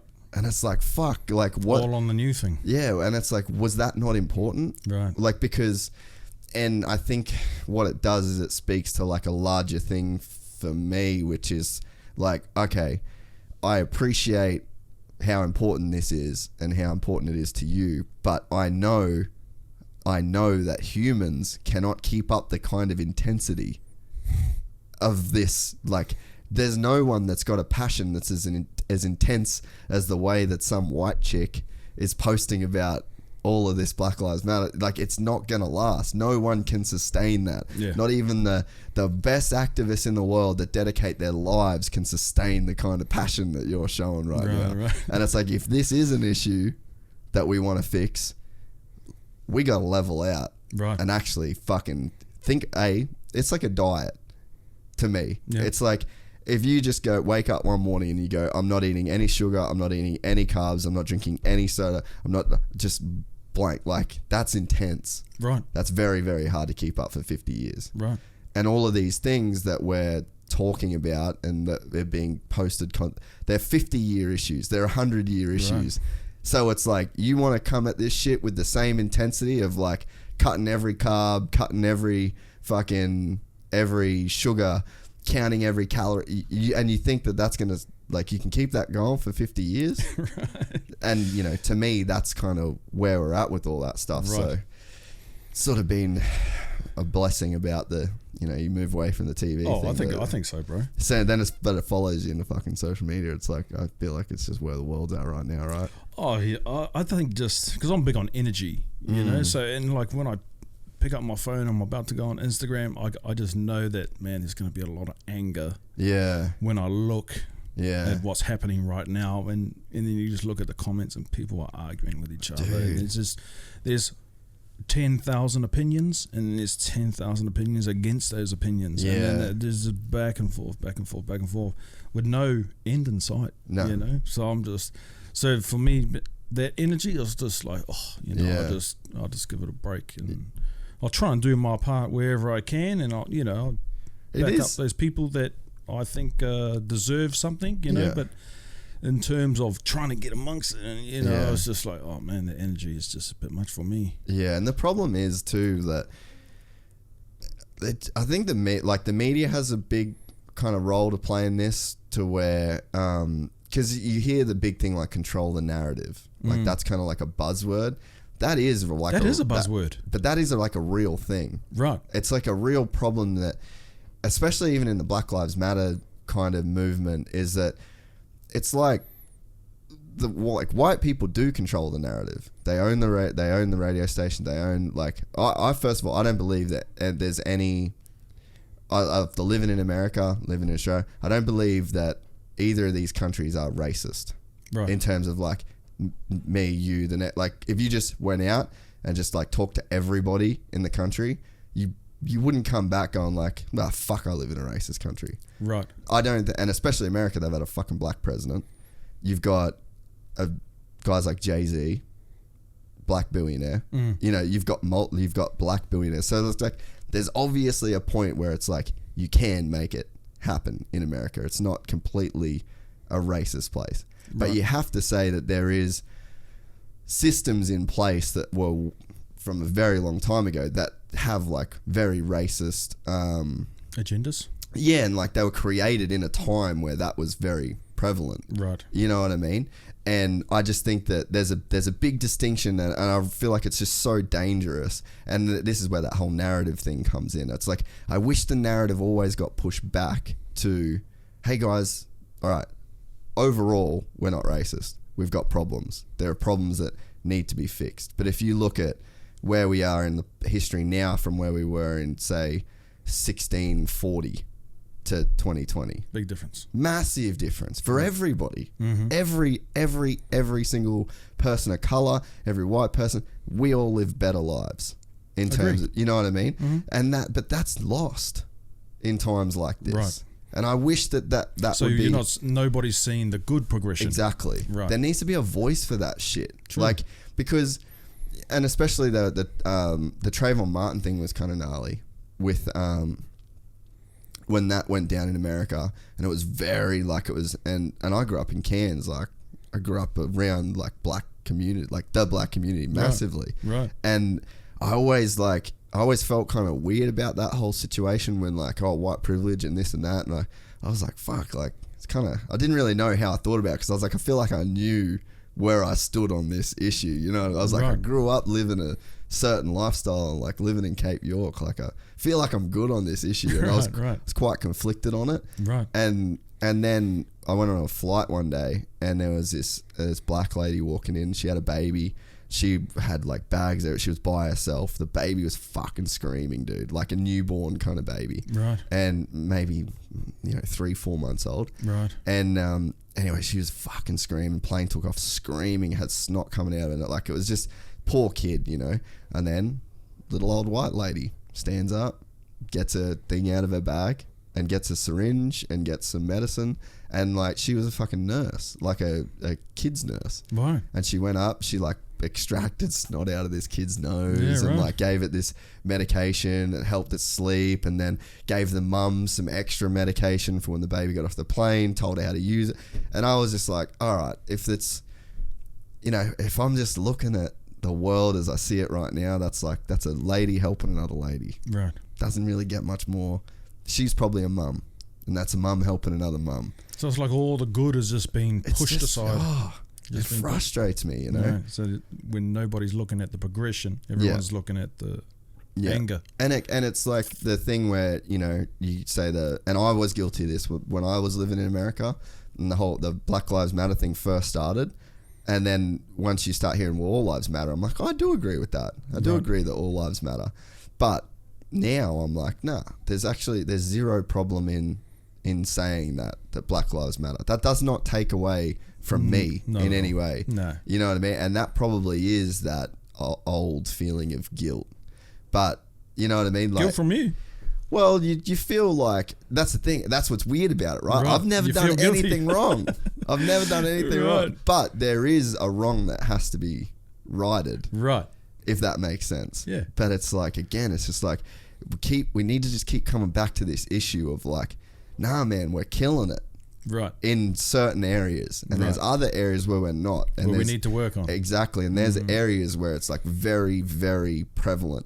But again, it's like, if anything, with like the riots and with all the shit that's going on, it's like the overall like boots on the ground thing. Like, forget the media, forget the social media headlines, forget any of the fucking weirdness that gets tagged. There's white people, there's black people, they're marching together. They're the people on the ground. That's not racist. That's, that's people that are like really together. Right. But then you get the people that, I don't know who the fuck they are, that's got the voices or the media that says all lives matter and all that. And, slowly but surely the comment sections start to be a battleground, not over the original issue. Right. Which is, justice system reform in America, any reforms that we can look at in Australia, further conversations we can... That doesn't matter, because it's about... There's these side issues that get created. Right. And then it's just a battle between... Well, my point... It's like, I know we're talking about racism overall, but like, you have to say it like this. It's like, what the fuck does it matter? Like, why do we care? What are we doing here, man? We're just going down the wrong path. Yeah, so... And I mean, I don't know. That's been something that I've been thinking about a lot through this whole time, It's like, fuck. It's been overwhelming. And do you feel like you live in a racist place, though? No. Like you said. In terms of day-to-day interaction, No. I haven't experienced that in a very long time. But that's not to say that there's not room for improvement. Right. Yeah. It's not to say that racism isn't there either. Exactly. But there is a lot of good. You got a point there. Yeah. And we need to shine the light on that. Yeah. Because it's like, out of that, like, that's the shit you build on.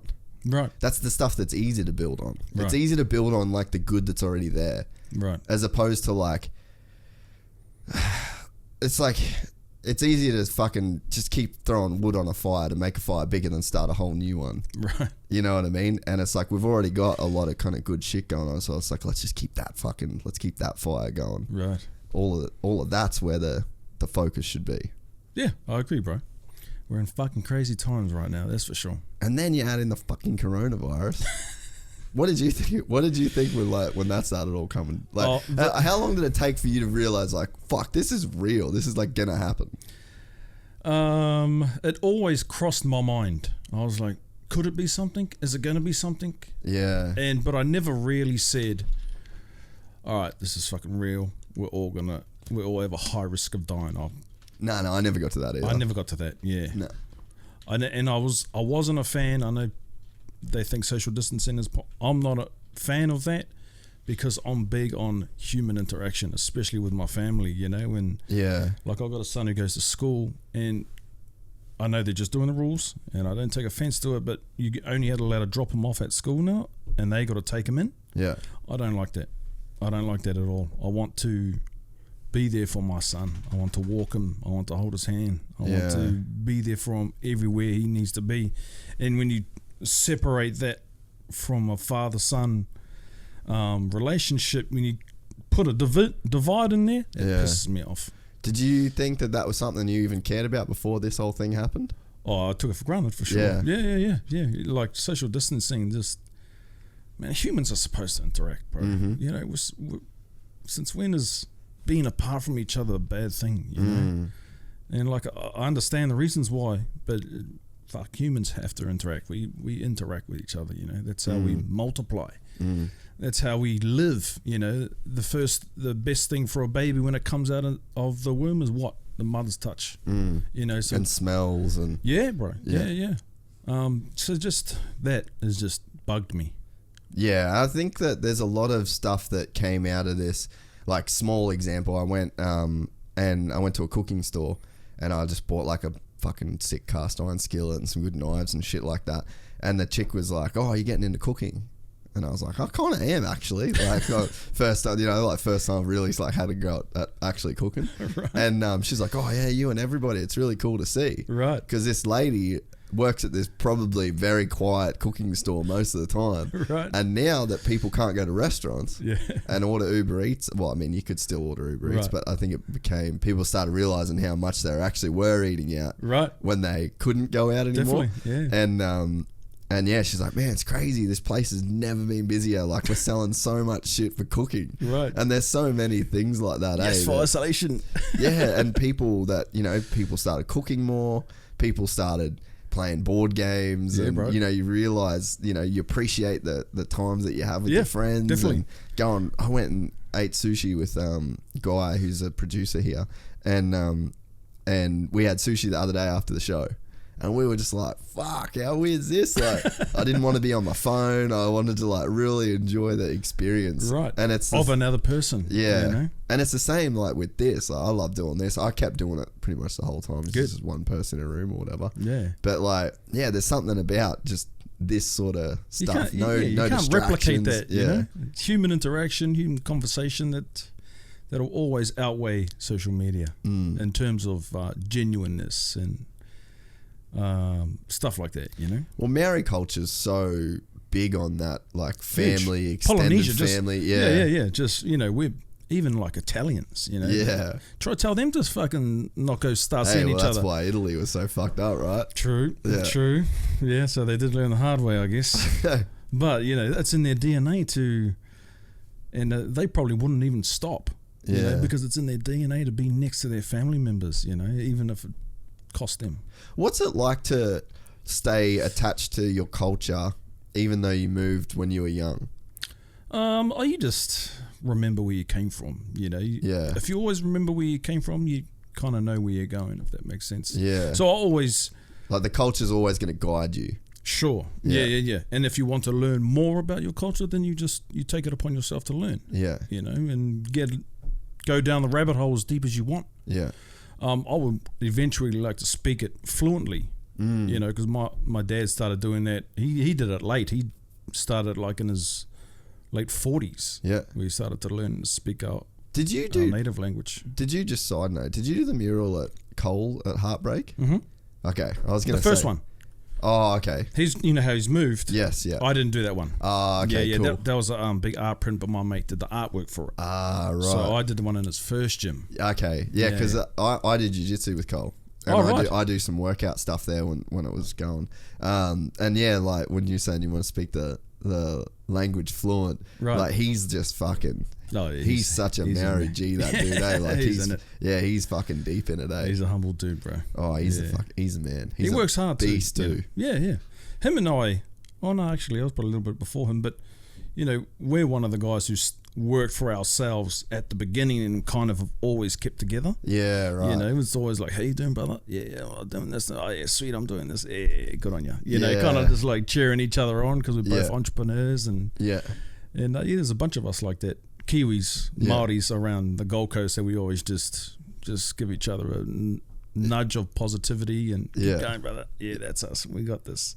Dude, that's I mean, not to keep going down the rabbit hole of all the issues, but like that's one of the things that I as well, like a bit of a message is like I love that shit of people that it's like there's cultural groups getting together and supporting each other. Yeah. It's like what forms a community? Like your skin color or like where you come from, like that doesn't have to define your community. No. Like you can be Build your own. Yeah, you can be a Maori artist, a graffiti artist, a tattoo artist. You can be in the tattoo community. And you can be Maori and do that. You can be white and do that. You can Yep. be Sudanese and do that. You can be Lebanese and do that. Definitely. And then it's like that's not a problem No. because you have things in common that bring you together. Yep. And that's like culture should be able to do that same thing. You know, like you should be able to celebrate the differences in Maori culture.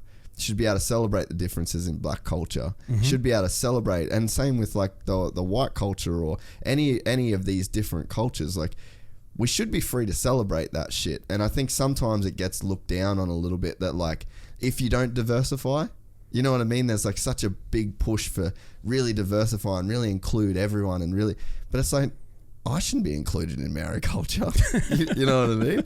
But it's like that shouldn't be, that's not a bad thing. Like, No. why do I have to, I shouldn't have to be included. I'm not that fucking important. Well, like people should be able to be in the groups that they, you know, want to be in. And it's like that group hopefully would do good. Right. Because I mean, the fucking example of that being bad would be like the Ku Klux Klan. Like that's not a good community. But like we all fucking said that's not a good idea. Right. You know what I mean? Right. But it's like I think that's probably another thing that's not said enough is it's like you should be allowed to be like with your people and with whoever the fuck you want, whether it's like your people in terms of like your jiu-jitsu community or your art community or the Maori community or the Aboriginal community. You should be in that community, man. Like it shouldn't be frowned upon for like groups of people to get together to bond over whatever it is. Right. Because it's like you and Cole might not have anything else in common but your Maori ancestry. Right. But that's fucking something cool to have in common. That's like enough. You should be able to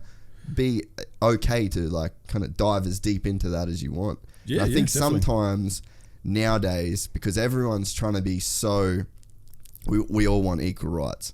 We all want equal opportunity. Everyone wants to be equal.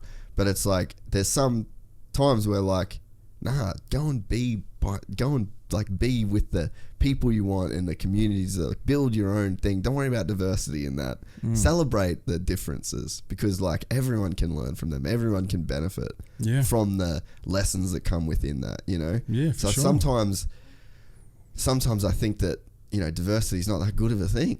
Yeah. Like let the people be, like let whoever the people are, whether it's like the gay community even, like, you know, you can call it any fucking community you want. Let people congregate and like fully dive be into themselves. the experience of like being them, you know? Yeah. And then I think when enough people come together to make a community, then it's almost like cells making up a human body.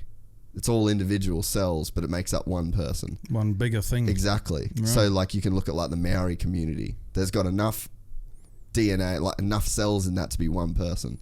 And then there's enough people in the white community to have, you know, for it to zoom out and be one person. Same with the Aboriginal community, African American community, Italian community. And then all of a sudden the conversation isn't how do we please all these fucking millions of people. It's like how can this person and this person get along? Right. You know what I mean? Like Right. we can make it a little bit more simple because at the end of the day, if you know think about it in that way of like just where a group of cells that are all working towards the same goal, then it's like you have this person and this person just talk to each other. It doesn't have to be all these voices that have to mingle with all these other voices. Like, let's just go one to one here. That'll be like a leader, of that community. Is that what you? I just even think like just treat it like it's its own thing. All of the issues within that community, treat it like it's just say it was me and you that had an issue. It doesn't have to be about this person, it doesn't have to get into the details of every organism that's within it, if that makes sense. It's like, just reduce it down to like, let's say there's you could pick sort of whatever issue. It's like, it might be an issue between this community and this community, but like, how would you just reduce that down to, let's just say if it was just two people in a room having a conversation? How would you reduce it? I just think that it's like a way that you got to think about it. Oh, I see. You know what I mean? So like, you'd say like, say we had a problem, like, let's say the control the narrative thing. So in my mind, like, white people controlling the narrative, that would be me, like, just talking about myself the whole time, and then you're there as a Maori dude, and I'm like, let's say we got a fucking podcast, right? Like right now, it's going out to the world. You never even get to talk. So like, yeah, you're at the table, right? But you're not getting to tell your story because I'm fucking constantly talking and telling my shit. Right. So then, how would you? So you could say that that's the Maori community and the white community or whatever, whatever community. Right. But reduce it down to two people, and you just have a conversation between. You'd come to me and be like, "Hey, man, like, right. I know that you don't fucking overall, you don't like hate me, but like, there's a part of you that kind of just tells the story you want to tell. Right. Like, I've kind of got some stories about."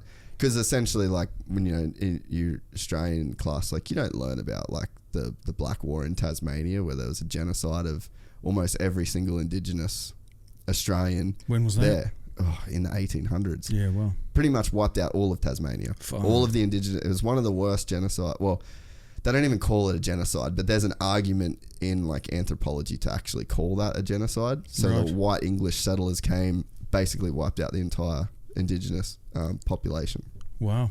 Yeah, but like, so that's controlling the narrative. Right, gotcha. Because I didn't learn that at school. I learned that from a elder in Cairns. Yeah, right. You I would read learned it in that. the book. Nah, I would have. You would have learned it at school. Nah, exactly. It wasn't told to me. Right. I had to like, that came from like listening to an old black man Right. that fucking knew. Right. And because I can't even remember how it happened, man. I must have made some like, just a kid comment, and he was like, "Oh, actually, this," and I was like, "Fuck, is that real?" And then you look Right. at it's real. So that's the thing. So I mean, if again, it's just that one-on-one thing. It's like that. Let's say that's an issue. So that's how you go. Yeah, Right. that's how you solve it. Solve it. You Right. just me and you could solve it. I'm sure if we had a problem, and it was just me and you in a room with no other distractions, we could probably talk out that problem. If I wasn't a complete fuckwit, Right. and if you were a complete, you know what I mean? Yeah. So both parties have to be open to listen. And just think about it as, like, because it is such a fucking huge issue when it comes to like a community of people that consist of fucking millions. It's a real hard thing to get right. Yep. If you kind of just reduce it down, Especially just, now, because there's about fucking 2 billion opinions. So how do you gather all those opinions and just cram it into one or a couple questions, and then get one person to ask all those, and then get them answered, and then get the opposition answers and get them answered. So it's just scattered. Yeah, and that's why I just think that, if everyone, like, if we can hang on to that, the couple of ideas of like, we have progressed so much. Right. And the other thing is, not to like be discounted, if you look at our past and you look at how things have improved, wouldn't you just assume that they will continue to improve? I would, yeah. Yeah. I can't see us going backwards from here. I think that even with like the George Floyd thing, it's like there was another Black Death in custody in America, but it's like recently. Well, that was with him. Like, with him. Yeah. So but it's like, I don't even know if you could say that's going backwards, because like that's been happening. Like, that's the problem that kind of needs to get fixed. And it's like, that's the main narrative, is it? What's that? Of how we can stop that. In what way?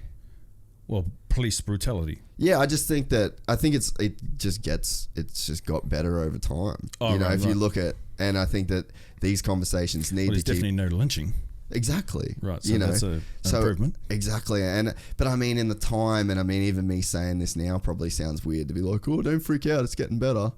It's like, I mean, that probably even sounds like a shitty statement, or ignorant in some way. But it's like, I'm just trying to be positive and like remember, like we are fucking, everyone is moving forward, like, and this sort of shit. Hopefully this thing that happened in America recently gives us like a huge leap forward now. Something that might have, hope so. You know what I mean? And maybe that's the good that comes out of such a tragic thing. And the fact that there was looting and like it got as crazy as it did, that's again, like, I go back to just that person in the room. Like, at what point, if we're doing the fucking podcast together for 100 years and you don't even get to talk, are you just going to walk out the fucking room? Yeah. Maybe you would smash the mic and fucking kick the door down and, you know, I get it. Yeah, yeah. And it's like when it's this, you know, that's when people start, oh, well, fucking, I get it, you're writing, but like, you shouldn't be doing it. It's like, it's like, cunt. You didn't have to smash my microphone. Yeah. You know? And it's like, well, fucking, what would you do? Yeah, exactly. So, anyway, went off on a tangent there, mate. Oh, that's all good. That's what we're here to do, bro. But I just wanted to get a bit of that positivity out there, Good. you know? Yeah. So, when did we go from like the murals thing happening, or like, so you're at the theme parks, and then when did it sort of start to transition into where it is now? Was there stuff in between that? Yeah, I opened up I started a couple of clothing brands. Yeah, right. So that was kind of, I felt was a natural evolution from, you know, airbrushing on t-shirts to just designing them and selling them as they are. Yeah. So I did that for a little bit. They were okay. They didn't go very far, but I wasn't putting much energy into it because the airbrushing side was always keeping me too busy. Yeah.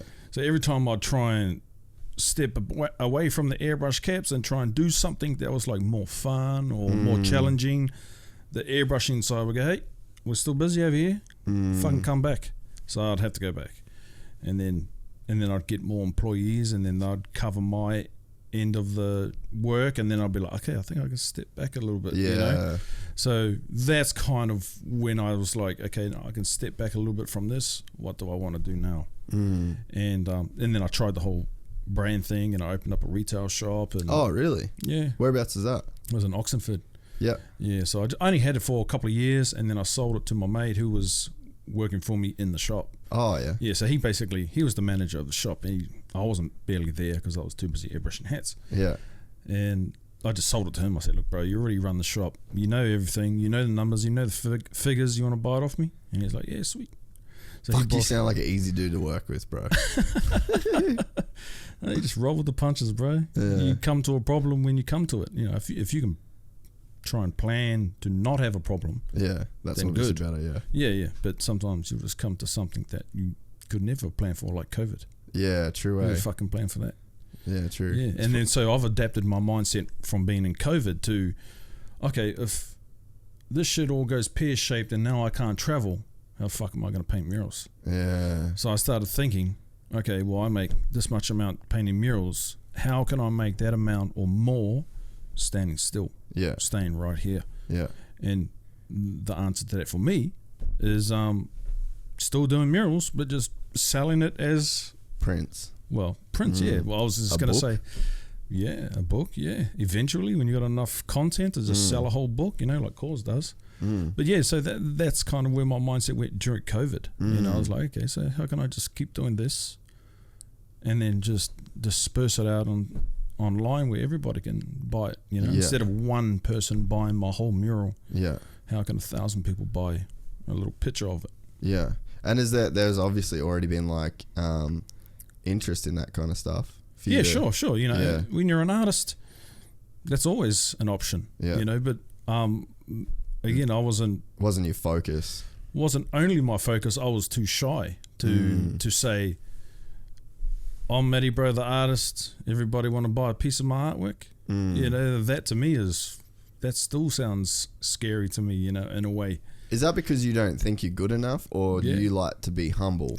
Both. Purposely, like, because you seem real humble, and even that's what Josh said. He's like, man, he's the most humble guy, but it can be a detriment to you. It can, yeah, because you can be really good at what you do, but you lack all the confidence, you know? Yep.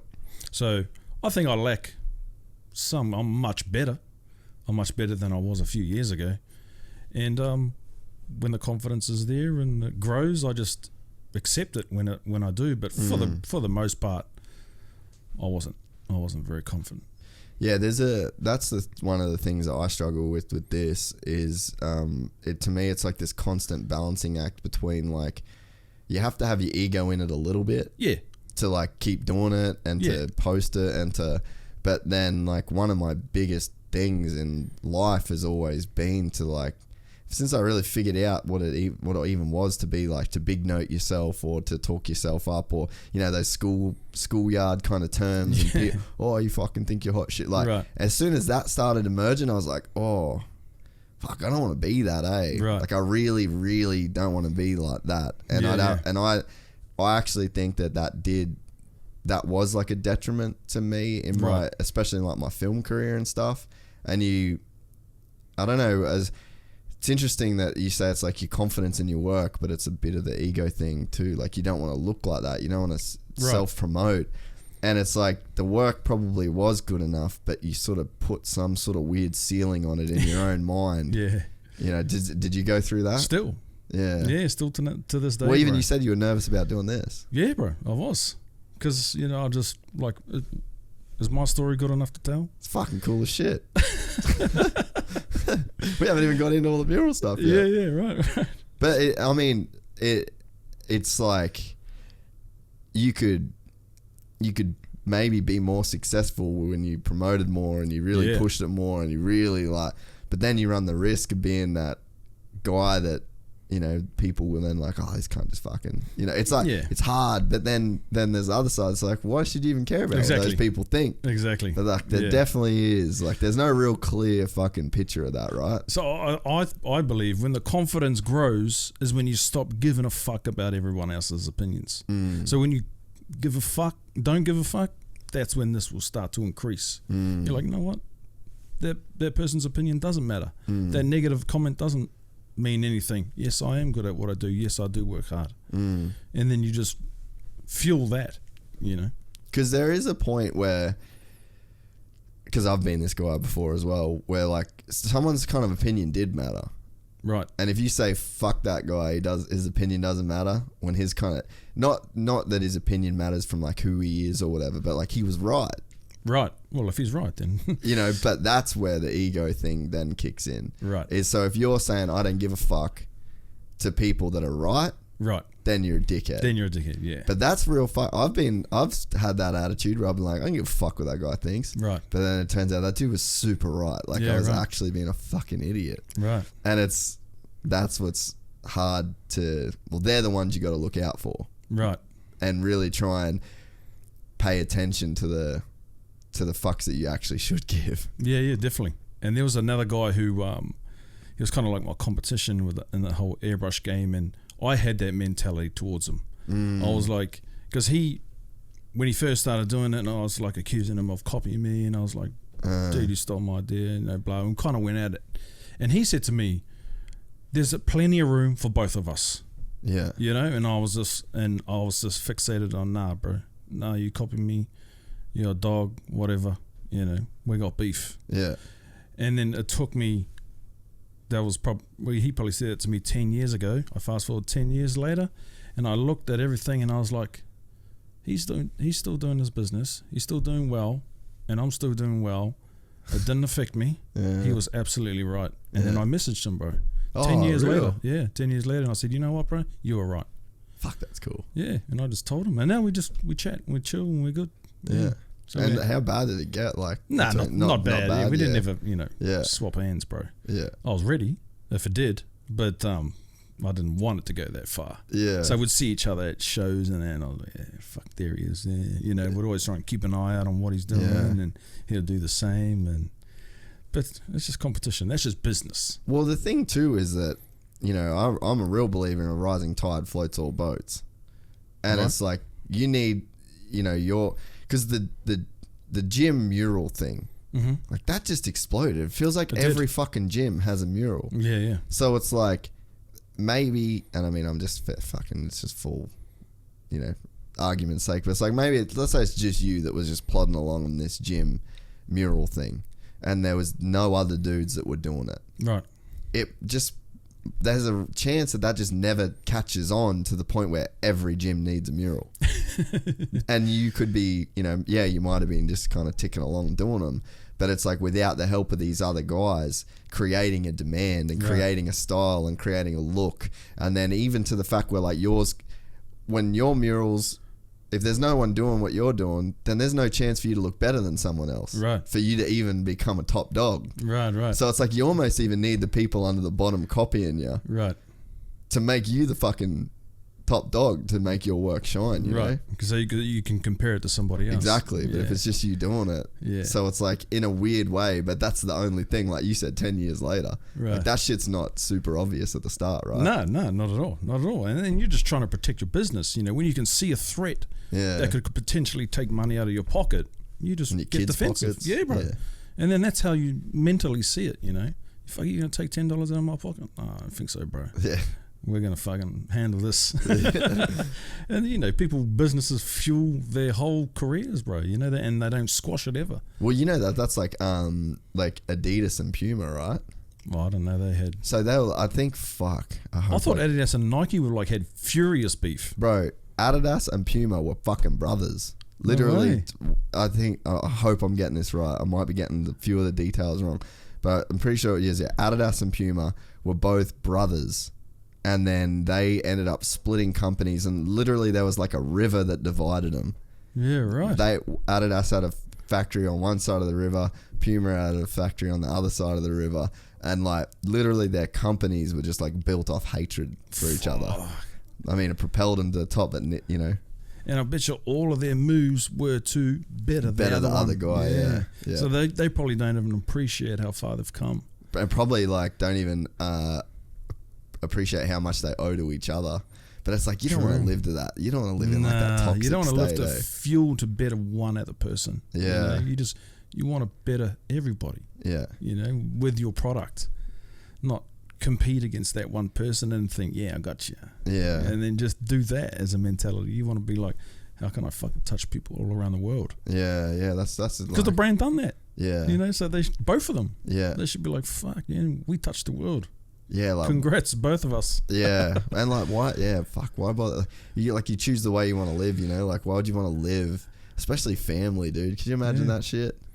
Yeah, bro. Family can cut deep. Fuck, that would suck. So when did the mural thing come into play? I'd say about six years ago. John Davey from World Gym.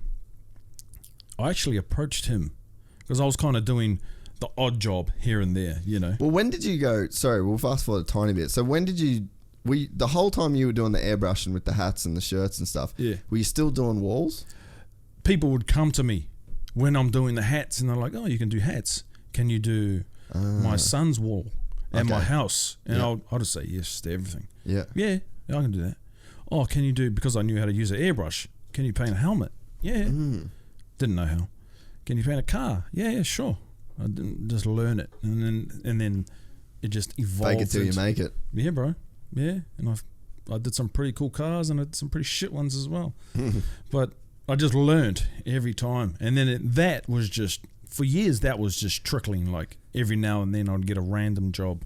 Yeah. Either a wall or a car or a bike or fucking a nightclub or something, and then I just started. Then it became more frequent, and then when John Davey hit me up to do a mural in his gym, I did The Rock, and then I won't say a light bulb because I already was doing it, but I was like, fuck, this is actually good for gyms because murals in a gym give off this vibe, bro. Fuck yeah. They give off a vibe, and that's what gym owners buy into. They're like, we want a new vibe, a new feeling for this gym, and murals do that well. I didn't even realize that. You paint, you see it, it's just an empty shell. You see a mural, you see all the gym equipment in there, and you walk in and you look at the painting and it feels different. You're like, okay, I'm ready to work. It's symbolism. Yeah. There's meaning. Like it's just a symbol. Like Arnold Schwarzenegger is a symbol. He's an idol. Yeah. You look at like a Kai Green, a Phil Heath. Like when you're in there, that's like they symbolize dudes moving the most weight. Yeah.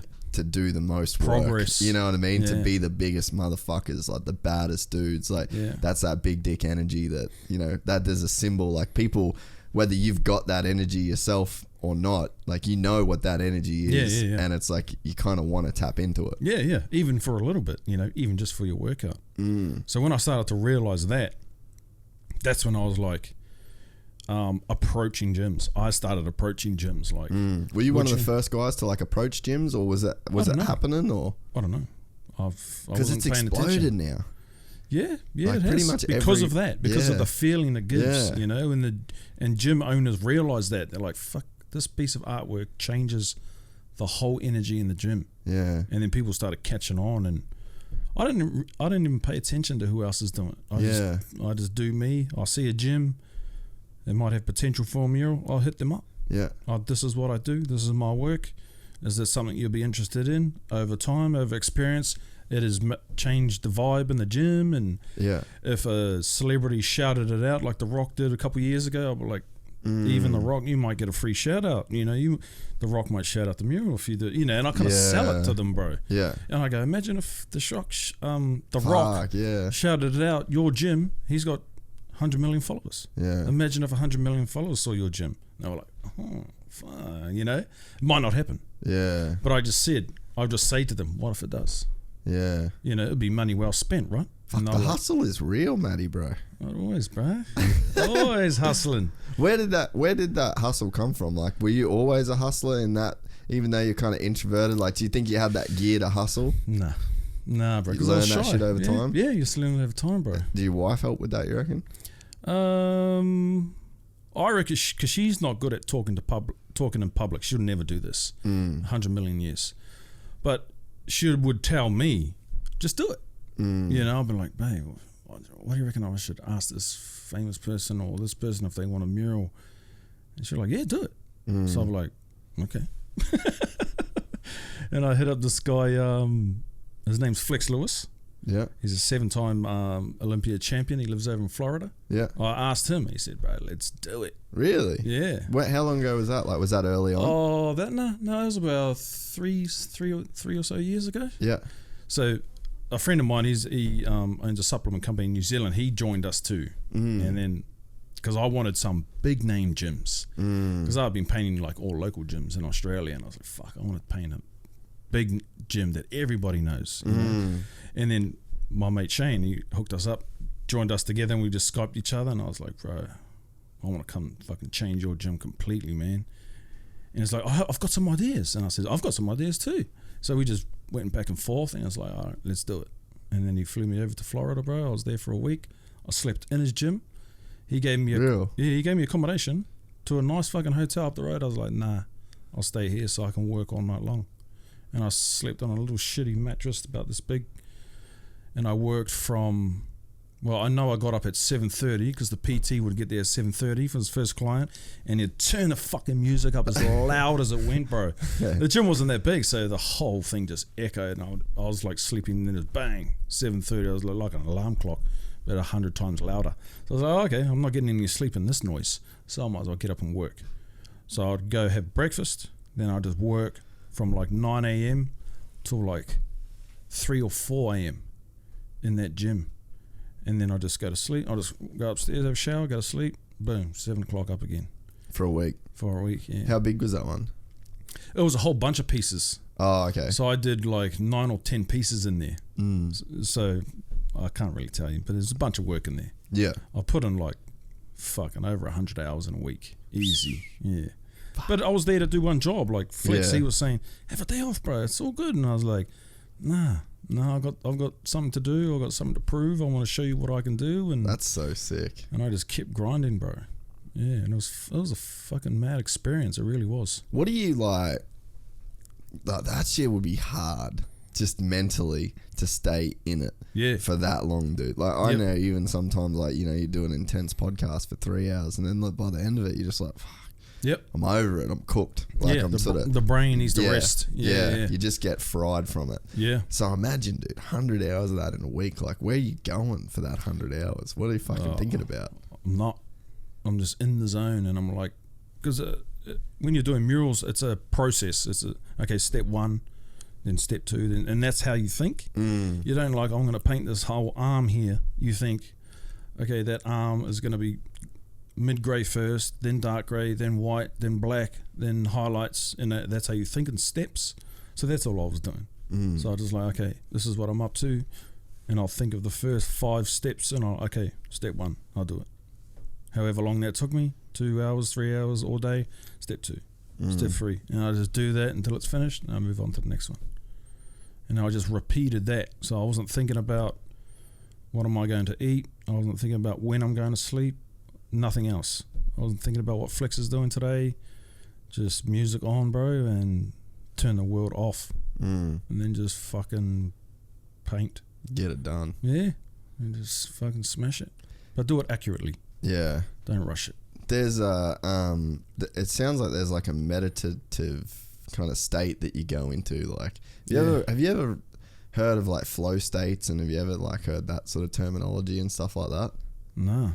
So there's like in action sports, like the sort of shit I've come from with motocross and the adrenaline type stuff, like that's like a real easy way to get into the zone. Right. Or like this flow state, and there's like a scientific state for it. It'd probably be pretty interesting for you to like look into some of this shit, because I got a feeling that's where you go. Right. That you just enter this state, and basically what happens is that it's just like hyper concentration.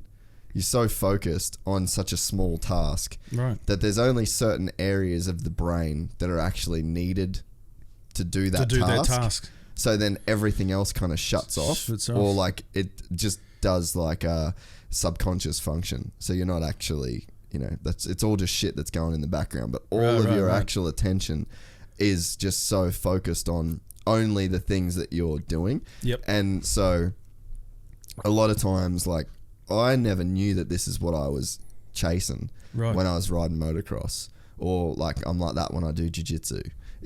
Time goes, it's gone, everything's gone. You're literally just focusing on what you're doing, and it's hard to get into, because I think the science or the research is that it takes about 20 minutes of focus and anything to sort of for your it's literally like a changing of your chemicals in your brain. I've read that before. Have you? Yeah. Do you know a guy called Jim Quick? He's I think he's Asian. He looks Asian, but he lives in America, and his name's Jim Quick, as in learning. He teaches you how to learn things quickly, bro. Yeah. And he said that if you break your concentration, it can take 20 minutes to get back into it. Yeah. So anyway, like I never realized when I was a kid with all the motocross and all the kind of extreme shit we were doing that's what I was after. Right. I was just trying to get into that zone where you just didn't think about anything. Right. And I think that, now I'll try and challenge myself, because distractions, man, like fuck, distractions are everywhere. Like, fuck yeah. That's why I didn't see your phone's a huge one. Well, I didn't see a message this morning because I got no notifications on my phone. Good. So like, but it's fucked for like this morning. You know what I mean? Right. So like, but yeah, just the distractions are so hard to get away from, and we're so like easily pulled away from like the tasks that we're doing, and that's what I think tattooists get into that zone, and you would obviously get into that. But man, to stay in that state for like 100 hours, while it's physical work as well as the concentration. Yeah, I was fucked, bro. I lost heaps of weight. Did ya? Yeah, my back was fucked. I lost heaps of weight because I refused. I refused. I didn't eat. I didn't eat because I didn't want to eat. I didn't even have the desire to eat. I was just like, that's how in the zone I was. I didn't want to stop. Is that a cool feeling now? Like, are you almost like as addicted to that feeling as you are of the murals themselves? Yeah, I am. But I've got to be careful not to push it too far, because I'll push it far, and then the repercussions is like it takes me like 2 or 3 weeks to recover. Yeah. So when I did that mural in Florida, I came straight home, and I was literally a zombie for about... Plus the travel. Yeah. That fucked me up too. So yeah, at least a week. I'd say 2 weeks before I was actually functioning again properly. Yeah. I was just groggy, it's like and coming drowsy. Down off a bender. Yeah. Kind of what kind of what it's doing though. It was, right? Bro. Yeah, it was a 7-day one. Because you're literally changing the chemicals when you're in those kind of states. And you're resisting what it wants, which is rest and sleep and well, that's what sleep is rest and recover. Yeah. And I was saying to the body, no, bro, you keep going. But what's like, what do you like about that though? That not many people do it. I like it that it's to achieve something great, you have to do that. Yeah. And not many people are willing to do that. So I like putting in the hours. And when did it become about that? Fucking good question. Because it's not about that when you're doing the hats, maybe. No. You know? No, it's not. It's not. That to me is just a process now. I've been doing it so long. Yeah. It's like robotic. Yeah. But the murals, I've probably like 3 years ago, when I'll really get deep in the zone and just fucking everything would disappear, and I would disappear, and then I look back 6 hours and I was like, fuck, I just painted that. What? You know? And I'll be shocked at my own work and my own progress. That is like, not many people could experience that. I'd like to talk to somebody who does, because I've got heaps of questions About that. Yeah. You know, because I just do it. It just feels like automatic for me. So you want to talk to somebody else that does something similar? Yeah. So I can be like, Have you ever heard of the Meat Axe? yeah. So he DM'd me this morning. Oh yeah. Yeah, and I was like, I was like, fuck, it's kind of cool because I had you coming on. Right. Imagine getting you two together then. That'd be cool. Because like someone that does that He same does it. shit. Yeah. He does massive ones. Yeah, because I can't understand the intricacies of what you do. And it's like I can talk about it and I could... It's like if we started talking about jiu-jitsu. You know, there's a certain language and there's a certain level that's just going to go... And like I guess that's like part of my job is to try and... Like I want to try and get there. Right. But there's no way I can do that without... You know, I've never painted a mural for 100 hours, you know? And it's cool that you would want to speak to somebody that does that. Yeah, It's like you sort of don't have that many peers, right? No. I mean, I do have a lot of artists that I look up to, Yeah. you know, but in terms of how they do things in the process and getting in the zone is what I want to learn more about. Yeah. Like, what it actually is it? Yeah. You know, like, I'm just intrigued, bro. But the book is called... I think it's called Becoming Superman. Oh, yeah? Is like the book that It's about, like, being in the zone. yeah, it's literally about flow state. Like the whole book, man. It's like wow. yeah, dude. I'm keen. Yeah, you should definitely get into it, man. Even Oh, wow. you know what you could do? You could just fucking audio book it while you're painting a mural. Yeah, true. You know what I mean? Do you ever do that? Yes. Recently, I wasn't a podcast person. I was always just music, you know, because music was like fuel and energy. And a vibe too. Of course, Yeah. because there had to be a certain vibe. What sort of shit were you listening to?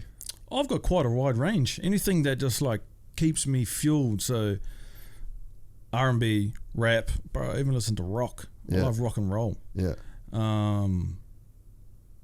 Fucking what else? Probably just that genre, but all of that genre. Yeah. You know what I mean? Like, and the rap, I'd have like 100 of my favorite. Like everybody goes, I'm huge Tupac. in rap as Yeah, well, I love it all. I even love all the new school shit that's coming out. You know, Yeah. I never thought I would. You heard the new Gunner album?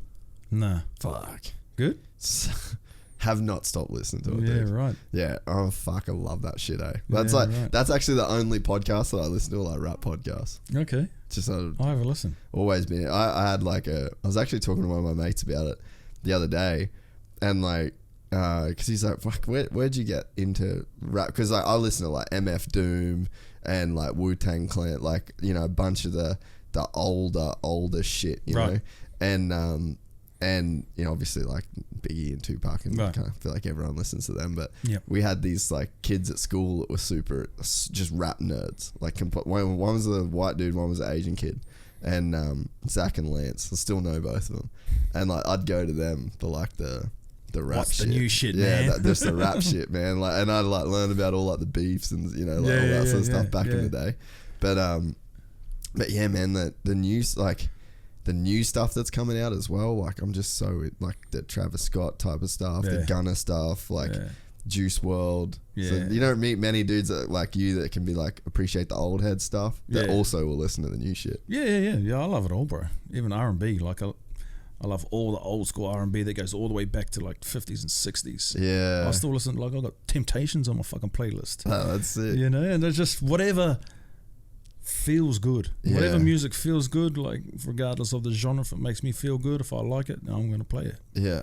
And then so you've just started doing podcasts and audiobooks a bit now, or? Oh, to be honest, I mainly just listen to Joe Rogan. Yeah. I've only been doing it over the last couple of months. I didn't even know any podcast channels. Yeah.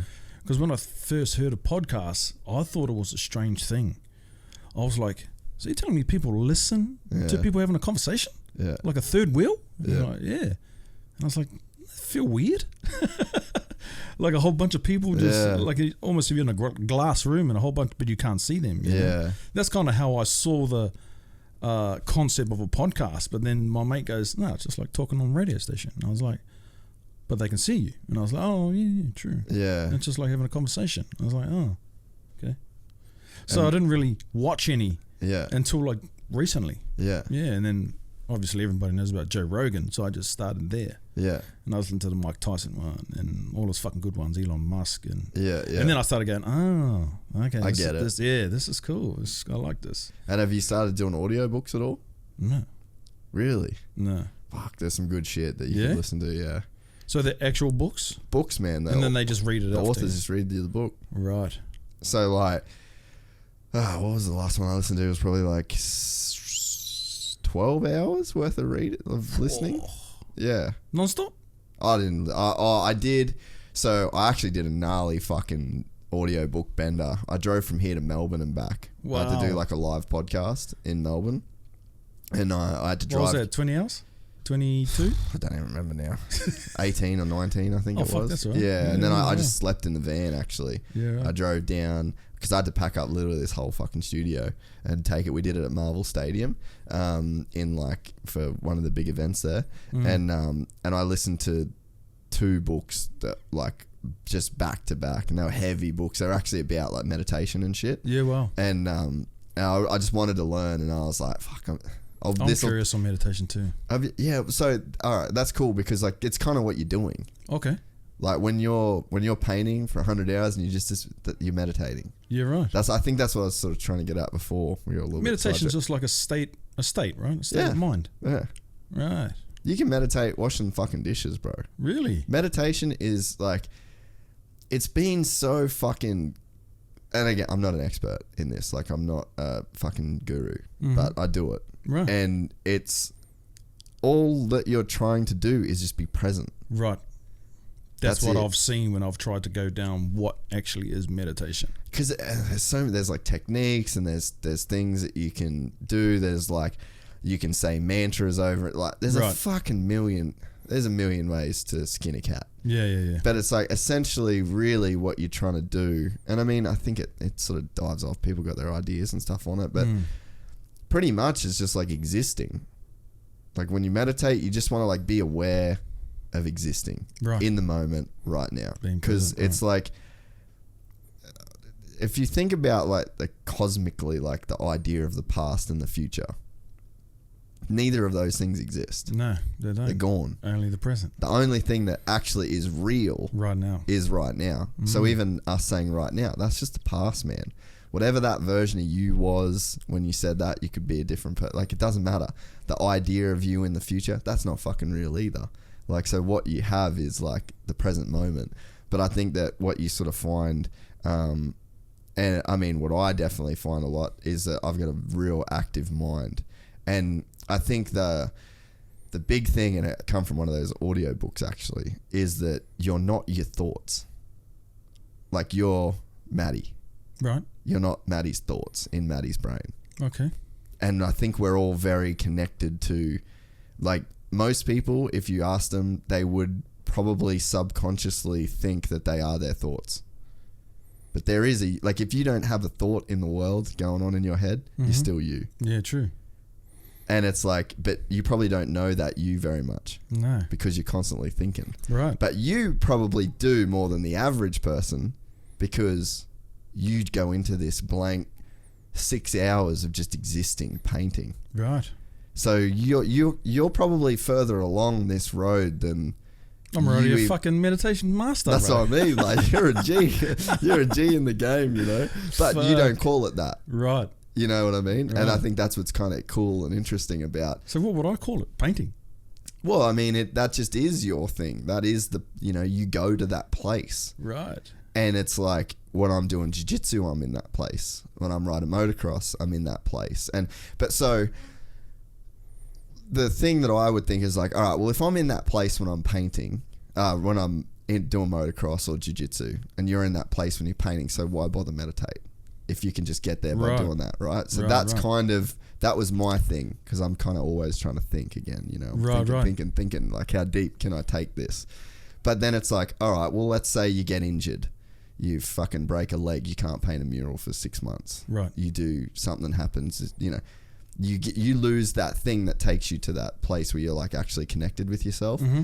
Imagine if you could just fucking go and sit in that corner right there and go into the same. Close your eyes and you do the same play, you know? Right. So to me, I'm like, oh, that's a skill worth having. And that's like that is a skill. Exactly. It's literally a skill. Yeah. Because you've had to earn your skill of being able to paint a mural 100 hours non-stop or 100 hours in a week, you know? Right. You have to earn that concentration to stay in that. So that's not something that, and again, you said because not everyone can do it. Right. So like you've had to develop that skill. So it's like now, you know, you could probably develop that skill to where it's just a thing you do every day. You don't paint murals every single day, but you could go to that same place. Because I'm sure once a mural's done, that I think you can get a bit confused because it's like you're looking and you're seeing this finished product. Yes. And you're like, fuck, that feels good. Right. But it might not even be the mural that feels as good as the feeling of internally from just being so present with yourself for 100 hours. You know what I mean? Fuck, you might be bang on there, brother. I think that's what happens with all of us, though. Yeah, right. You know, and we kind of attach meaning to you. You know, you might attach the meaning to like the painting itself and the end result. But it wasn't exactly the end result that makes you so addicted to it. Right. I think that the reason why you can work so hard is because you're very addicted to that feeling of whatever the fuck you're feeling. I can't tell you what that is. Right. Because it's your thing. You're in the place when you're doing it. Yeah. But I think that's kind of what the meditation thing is. And if you don't have the 100-hour mural thing, then you can't paint this crazy shit you do and go into that place. Like you can do it in other ways. Fuck, that's hectic, bro. It's cool, eh? It's good. But I think it's just when you think about meditation, you think about like hum. Yeah. And you're like, and sitting there crossing your legs. I'm some big fucking Maori dude, but I'm not going to be sitting down with my legs crossed and a fucking yellow fucking bedsheet on. You know what I mean? I'll tell you what, because I tried to do it. Really? I tried to do that. Sit on put a blanket out on my patio, sit there in the morning, fold my legs and do this whole thing. You know Russell Simmons? The like Def Jam guy? Yeah, Def Jam, yeah.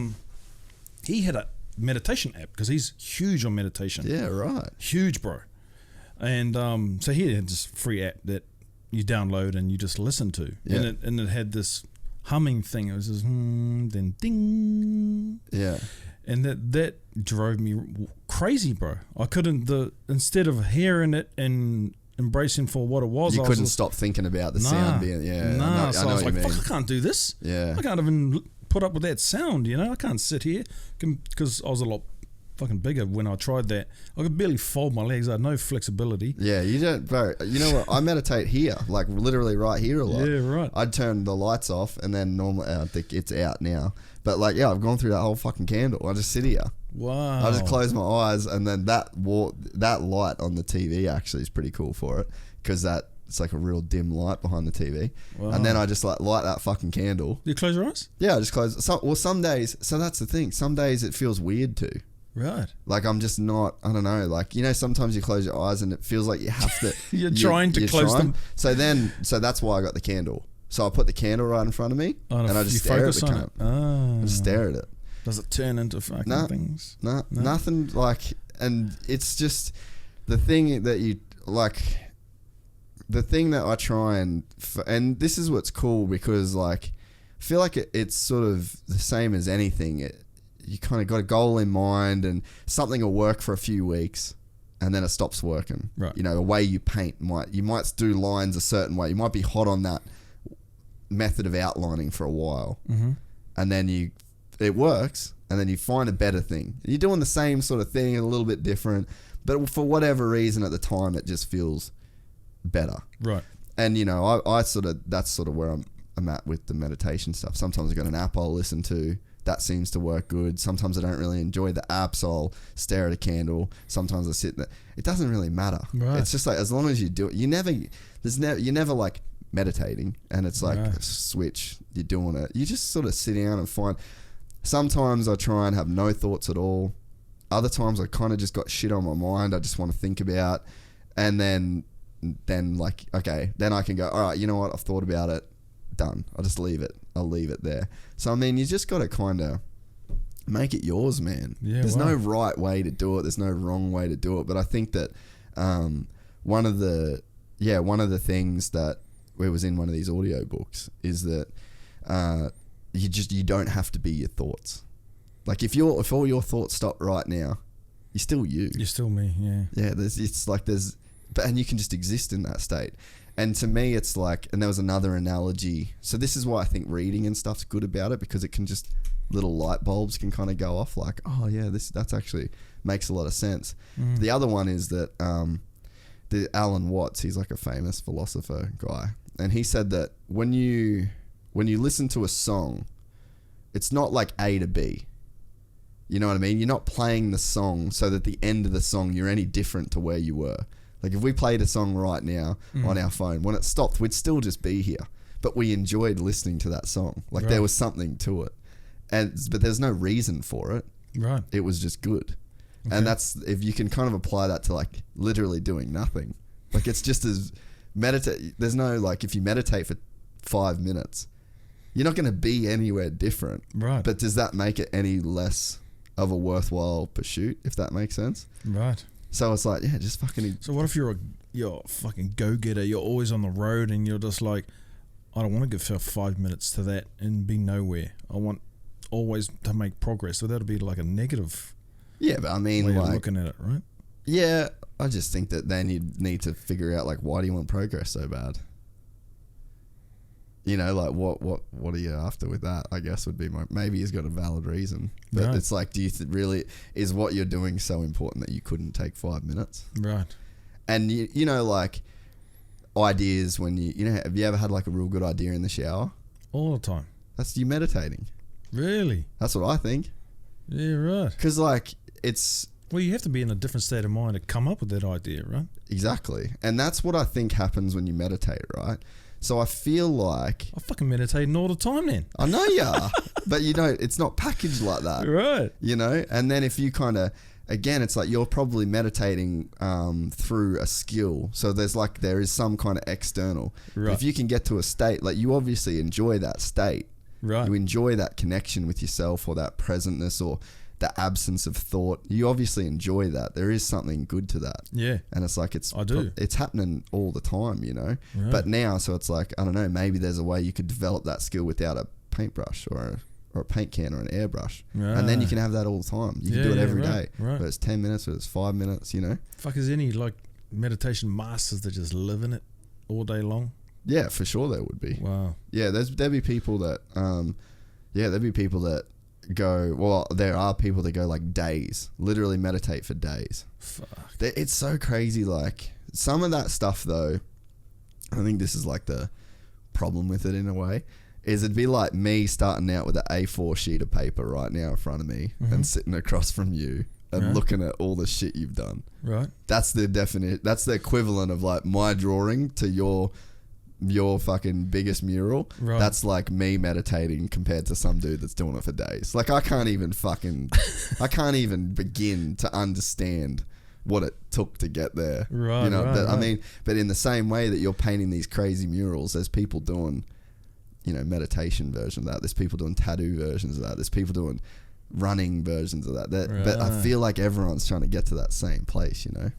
Could you be in a meditative state when you're like playing a physical sport? Yep, Or- yep. You can? Yeah, I think so. Wow. I Is that just- what they would say to somebody who's like a basketball player who's just on fire, not missing? Yeah. Would they be in meditating or would they just Yeah. be in the zone? Or is that the same thing? Yeah, I think it's kind of the same thing, you know. But I Right. think that I just think it's, and again, this is just my opinion, you know, is just that it's they're just hyper focused and they're not taking on any external information. noise. Yeah. Right. So it's like they've just figured out a way to. It's just hyper focus. Yeah, right. And it's right. just being connected, so connected to whatever you're doing. Right. And like so with the you talk about like meditation and shit like that with books and things that you read. Like one of the maybe it was on the app, but anyway, one of the things was like next time you're washing the dishes, don't think, just wash the dishes.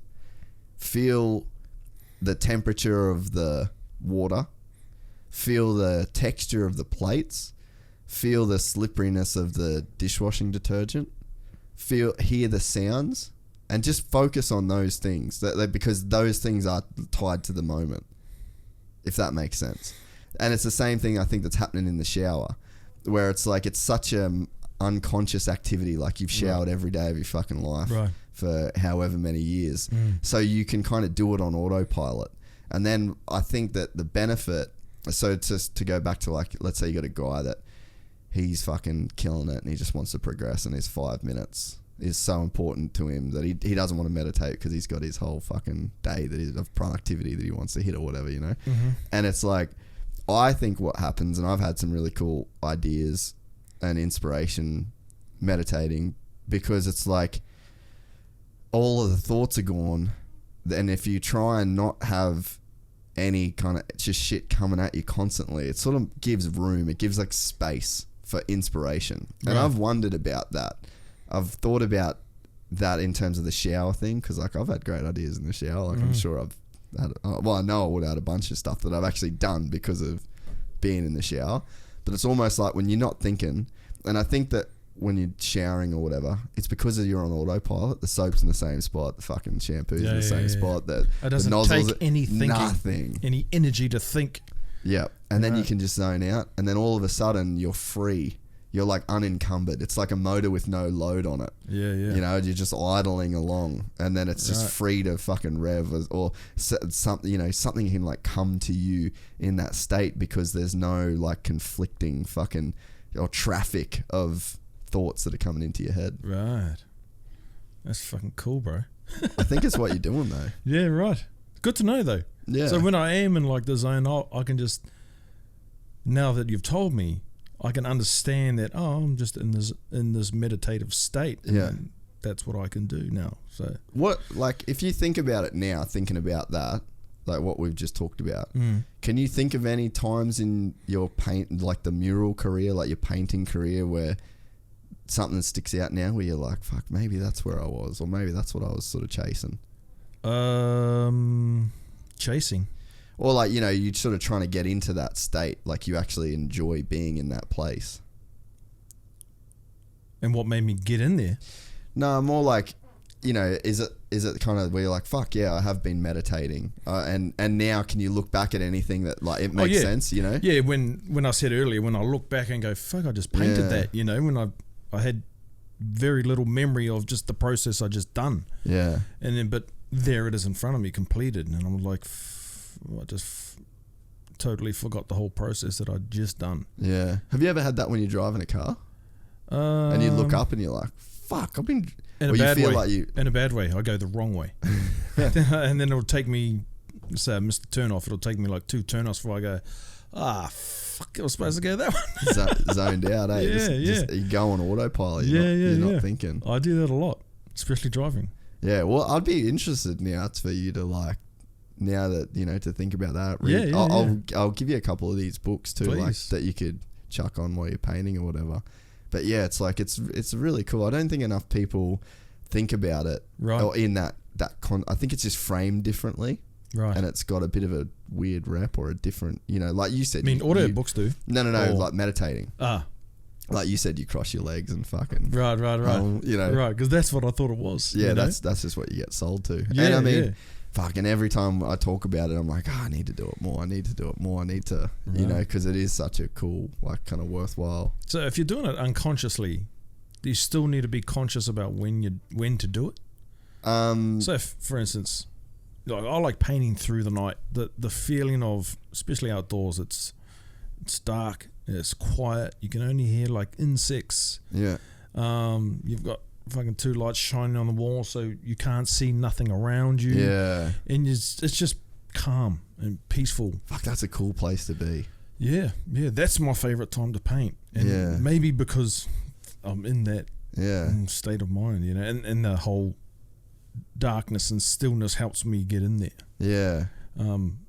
But to answer your question, when I look back, there's times where I'll be like painting and I'll be out public and I turn around and there's fucking 20 people standing there watching me. And I had no idea. You know, I had no idea they were even there. And I turn around and I was like, fuck, did these people just come from?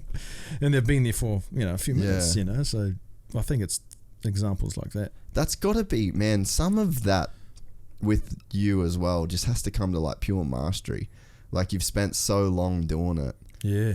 And that it has become like taking a shower in a way. I think so. Because people will go to me all the time, how the fuck did you do that? And I don't ever know how to answer them.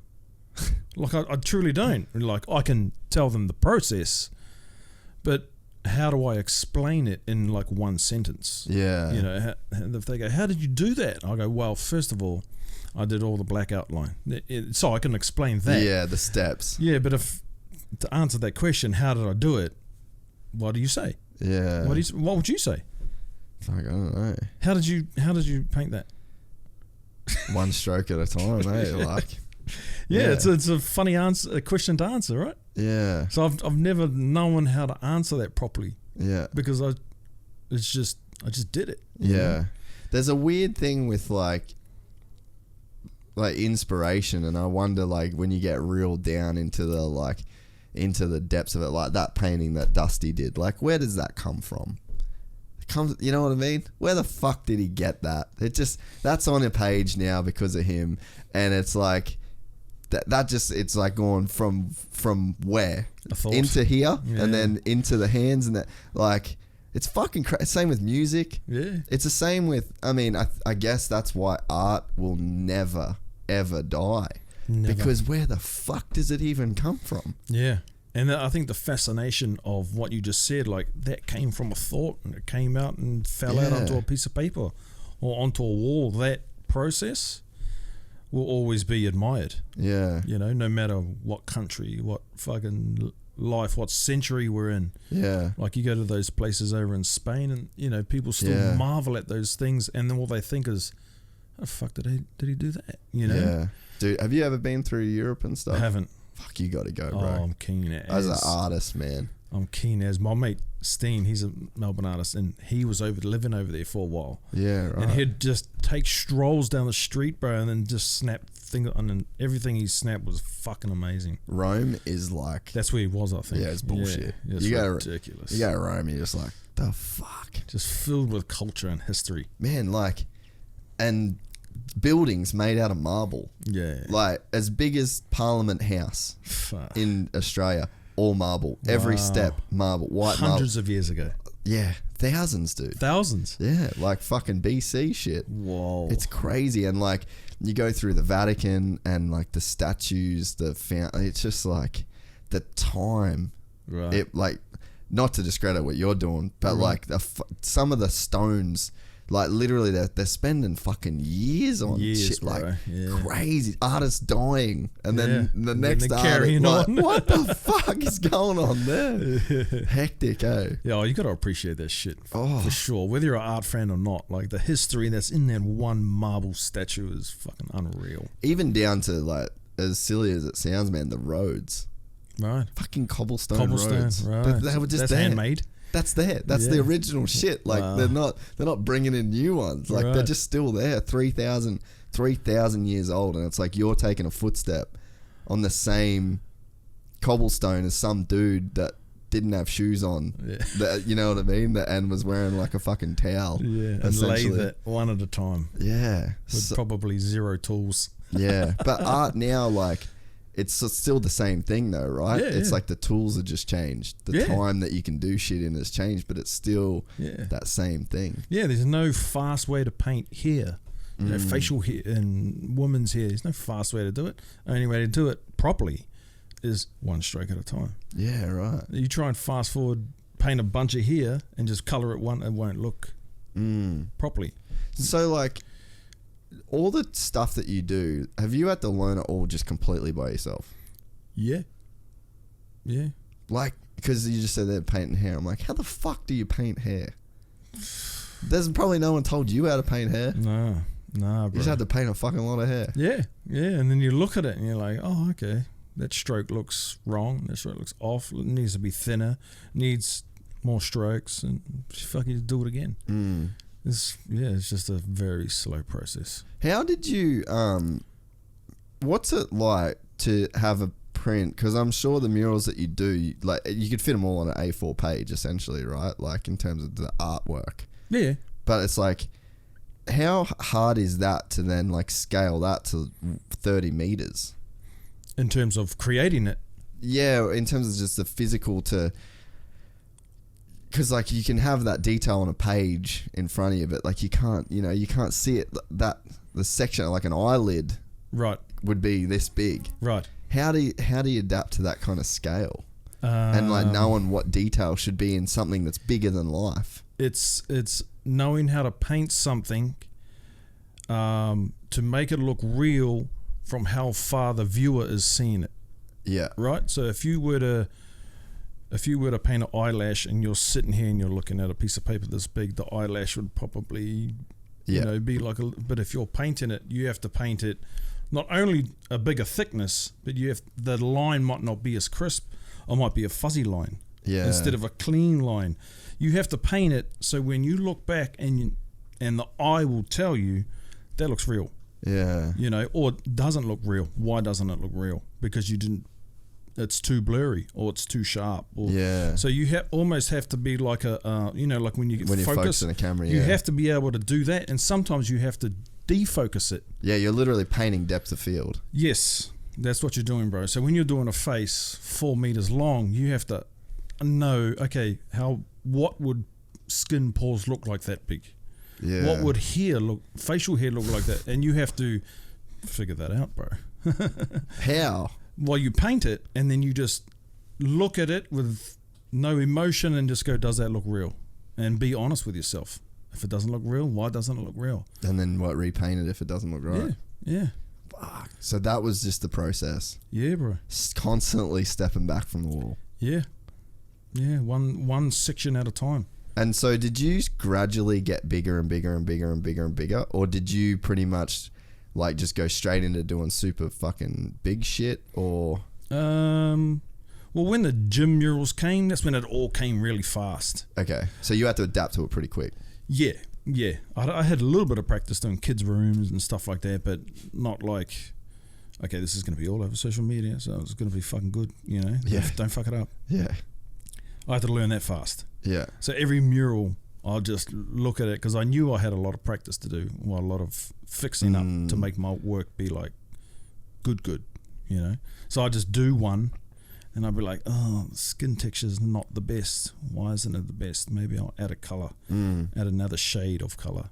Maybe I'll do the pores a bit bigger. And, you just adjust it, just every one.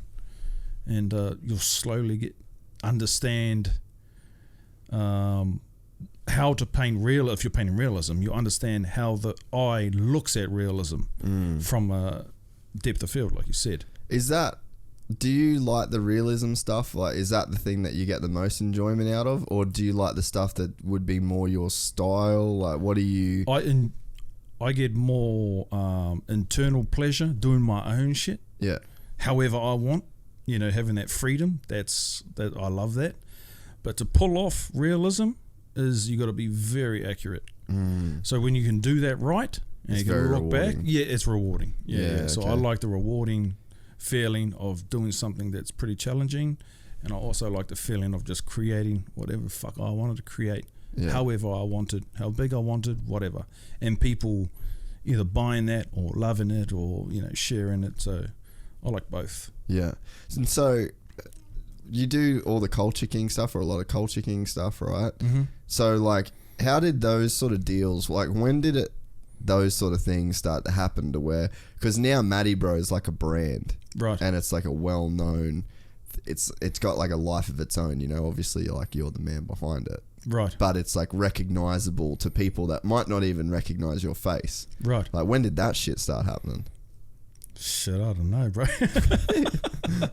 I wouldn't even say I'm that far ahead, you know. Like Well, people I have knew told me that. but I knew your work before I knew what you look like. Yeah, right. Like I could tell what was your. So like when Josh mentioned it on the podcast, I didn't know it was Matty, bro. Right. But I'd seen all your shit. Oh, really? Yeah. Oh, 100%. See, I don't know all this. Yeah. Like yeah. So I don't know how far my art has reached people. Yeah. Well. You know. Yeah.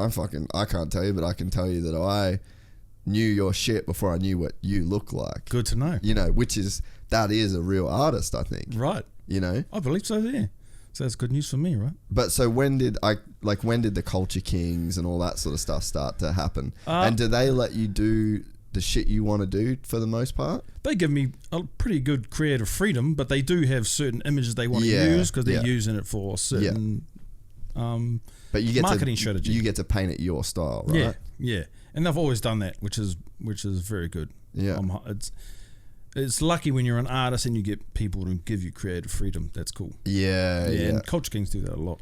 And so what was kind of the evolution of the mural thing kind of getting to the stage that it is now? Like, is there any crazy shit that just really set it off? Was there like a thing in particular that, you know, kind of really made it jump into like a whole new sort of level? Not really. Nah, every mural will have some momentum.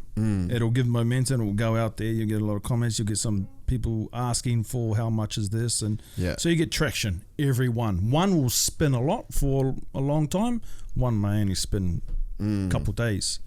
So you just got to keep that momentum. If that's what you want to do, you got to keep that momentum going. Yeah, right. And if it means just painting something that you're not getting paid for, just to keep that momentum going, then that's what you do. Yeah. You know, so after COVID hit, I'm all about painting what I want to paint now. Yeah. And selling it how I want to sell it and then selling that however many times I want. Yeah. Instead of waiting for a client or approaching one client to pay me once. Yeah. Paint a mural just for them.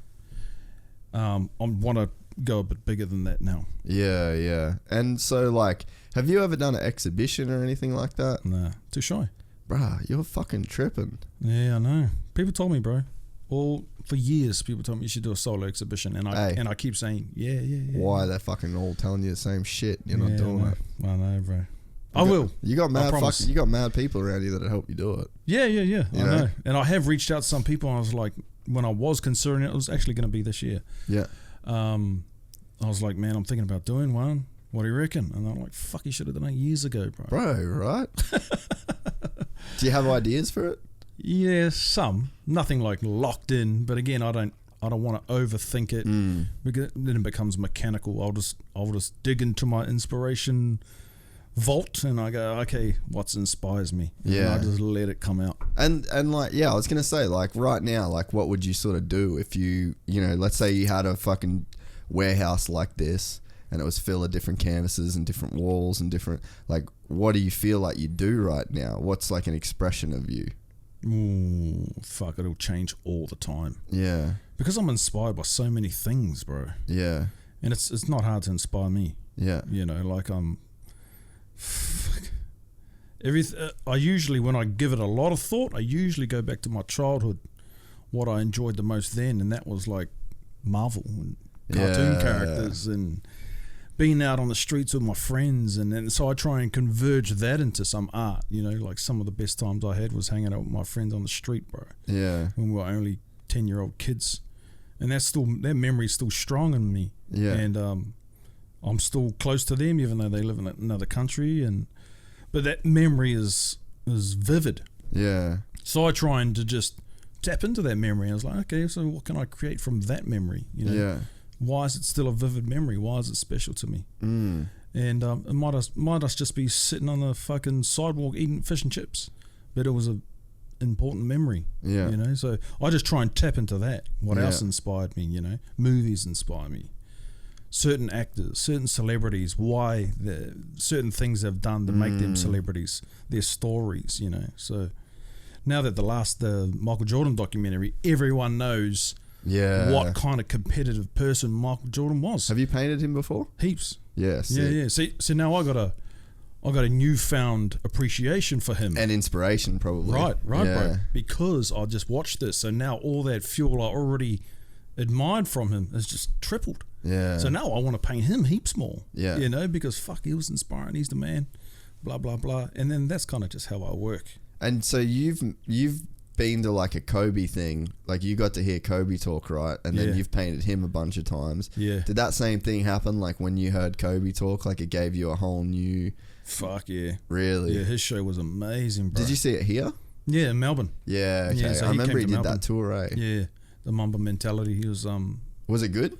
fuck yeah, bro. How did it work? I've never been to one of those things. So he just told a story, really. So a guy like interviewed him, but he asked him questions yeah. that everybody would want to hear. Yeah. And he talked about his work ethic, and bro, it was cool. It was fucking amazing. And what was it like the next time you painted him? Next time I painted him, he passed. Really? Yeah, so that big one that I posted when he passed, that was like 2 days before that show. Oh wow. Yeah, so Culture Kings flew me to Melbourne to paint those Kobe Bryant murals. Yeah. He was supposed to come down. He was on his way to come down. Oh. Yeah, bro. He was walking through town by himself. He was telling my mate this. My mate's a promoter. And because my mate, the promoter, showed him a photo and he sent it to him and he was like, fuck, that's mad, I'm coming. Yeah, wow. So we were like, oh shit, here he comes. And then he's a huge fan of Harry Potter. Wow. Huge fan of the Harry Potter play. Him and his daughter. Yeah. And so he saw that in some billboard in Melbourne and he took a detour and he was like, fuck, I'm going to watch this. And so, yeah. Fuck. A shame. That's one that got away. Yeah, definitely. Who else have you like kind of met through the mural thing that like was really kind of meaningful to you? Oh. Soffles. Who's that? He's an Australian graffiti artist. Yeah, He's, right. in my opinion, one of the best in the world. Really? Yeah, bro. Fuck, I need to check his shit out. People think I work hard. You got to watch him, bro. He's Really? a fucking workhorse. Me and him he got a big mural job in Sydney, and it was going to take him probably 2 weeks if he'd done it by himself. Yeah. So he rung me. We had only met a couple times before this, and he goes, bro, you want to jump in on this mural? And I was like, I didn't even care what it was. It was like, with you? Fuck, yeah. We painting dicks? I'm in. I'm there, bro. Say the word. And it happened to be this fucking pretty epic mural, bro, that was just celebrities, music stars, and athletes. And it was kind of just done in a way where it looked expensive. We put like marble in there and gold, and we did heaps of celebrities. And the time of painting with him, the week I spent with him, was 10 times more the end result of seeing the mural finish. You know, the mural came out amazing, and me and him just realized we're like, fuck, when we team together, fuck, we create some cool shit. Man, that's cool. But the process of working with him, seeing him work, bro, seeing his tricks, because you're always working by yourself. Yeah. You know, it's very rare I do a mural with somebody. Yeah. And I was with him from 10 a.m. till fucking sometimes we went all through the night. Were you talking a lot the whole time? A little bit. Yeah. A little bit, but we were both in the same, just kind of just doing our thing and just vibing off each other's energy. I was going to say, you were just like pushing each other like, fuck, he's done this much, he's done this much. Oh, look at that. Look at that work. Yeah. But it was like encouraging. Yeah. So I'd see him up there working, I'll be quickly having a feed, and then I'll be like, okay, I'm coming, bro. Then he'll go to have a feed, and then we'll just go, for how long you want to go till tonight? I was like, whenever the body says that's enough. And that experience was fucking amazing, bro. I loved it. And And you guys close now? Yeah, sure. Yeah, that's sick. Text each other all the time. But from what he's achieved, like when you study his stuff, like he's got the most viral graffiti video in the world. Really? Yeah, it's called Limitless. Okay. Millions of views. Really? Yeah, him and his boys just annihilate this abandoned warehouse, bro. Dude, I might have watched that. You would have seen it, bro. It's like a time lapse of this entire Hyper warehouse. time lapse. Yeah, I've seen it. Hectic. Yeah. Fuck. So that's just how he operates, bro. Fuck. He just pumps shit out like that. Wow. And because he's such an accurate and fast graffiti writer, he can do massive scale murals in no time. And then when he gets home, bro, he's just scribbling on his iPad. He's doing designs for people that he has got to do murals for, and I do that as well. But he's on another level. Just that hardcore work ethic. Yeah, dude. Well, I follow Steen Jones. Yeah, bro. Yeah. That motherfucker works. Yeah. That's what I said. Lived in Rome. Oh, is that who you were talking about? Yeah, dude. I'm trying to get him to do the fucking podcast, and he's so like, he actually put a thing out the other day on his Instagram. Someone said like, I don't know whether no one mentioned this podcast, but he's like, oh, have you ever thought about doing a podcast? And he's like, oh, Jace from Gypsy Tales was the first person to ever ask me. So if I ever do one, I'll do that one. Well, you should go because you're the first one to ask him. And but like he seems like a guy that's just not that confident in himself or think that his story's worthy or whatever. He's got a block with it, and it's like, hey, there's no pressure on me. Yeah, I'd love right. to. I've met him a bunch of times. Like we've hung out. We actually will talk a bit. And but man, I just see that guy fucking work. Work. Yeah, dude. Fucking work, bro. And every time I'll comment something on my Instagram about working hard, doing late nights, he's the first one to go, yeah, bro. And, agree. And we just have that, yeah, bro, we work hard, And I'll say the same thing to him. He'll do a post when it's like 3 a.m. But you can't fake that shit. Nah. And that's why because, like, you can't fake that. Like, you could fake it for a little bit. Right. But you can't fucking... It can't be like this lifestyle where 10 years later you're still that dude grinding. Like, it's real at that point. Right. Yeah, definitely. And I think that to be, the kind of guy that he is and the kind of guy that you are, like the position that you're in like that world, like you've got to be that fucking savage, eh? Yeah, bro. You got to live it. You got to. I mean, he does. His style is Steen Jones. Yeah. Whenever you see it, bro, and he lives that style. The artwork's all in his house. Dude, even like, so he just did friends of mine. He did that wall recently at Hype Group. Oh, yeah. The one that it was like the 2 white wall like that. He worked on it last week. Oh, okay. And I don't know like, if I've seen that one. Oh fuck it, it can't be good. It was his work, like it's all his shit, Right. How many times would he have painted those roses? Lots. Fucking thousands and that's why they look so good. Right.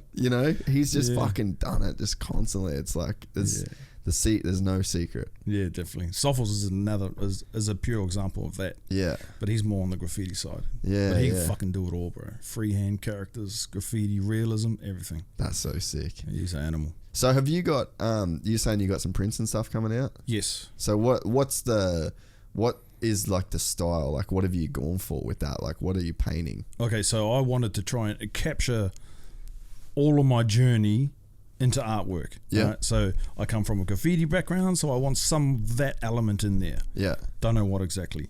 I'm a big fan of streetwear. That's been an inspiration to me in terms of artwork. So I want like a street art feel and a streetwear feel, and then realism. I love painting realism. So I'm going to put those 3 together and come up with something. Yeah, cool. But I'm going to release series. So I'm going to do 3 art pieces at a time. Yeah. I don't know why 3. I just pick 3. Fuck it. Yeah, I just pick 3. And then I'll just release them, and I'll have the originals for sale, or I might keep them. Depends on how much I like them. Yeah. And then I'll just have prints for sale, and then I'll just wait to see how the public reacts, and then I'll just go with it. I'll just be like, okay, I'm getting more asked on these size canvases, prints, or I'm getting asked for, can you do artwork on skateboard decks? Yeah. And then I'll just roll with the punches, bro. I'll just see where it leads me. And then when I've got enough content, then I'll have a solo exhibition. I love it when guys like you take this route when they are already established. And it's, I feel like any artist, and I feel like it's the same in kind of anything that you're sort of doing, like there's a certain kind of thing that is earned with OG status. You got OG status. Really? I'd say so. Like just doing it for a long time. Right. I think that time can only give you that sort of OG status. Like even the way that Josh talked about his tattoo.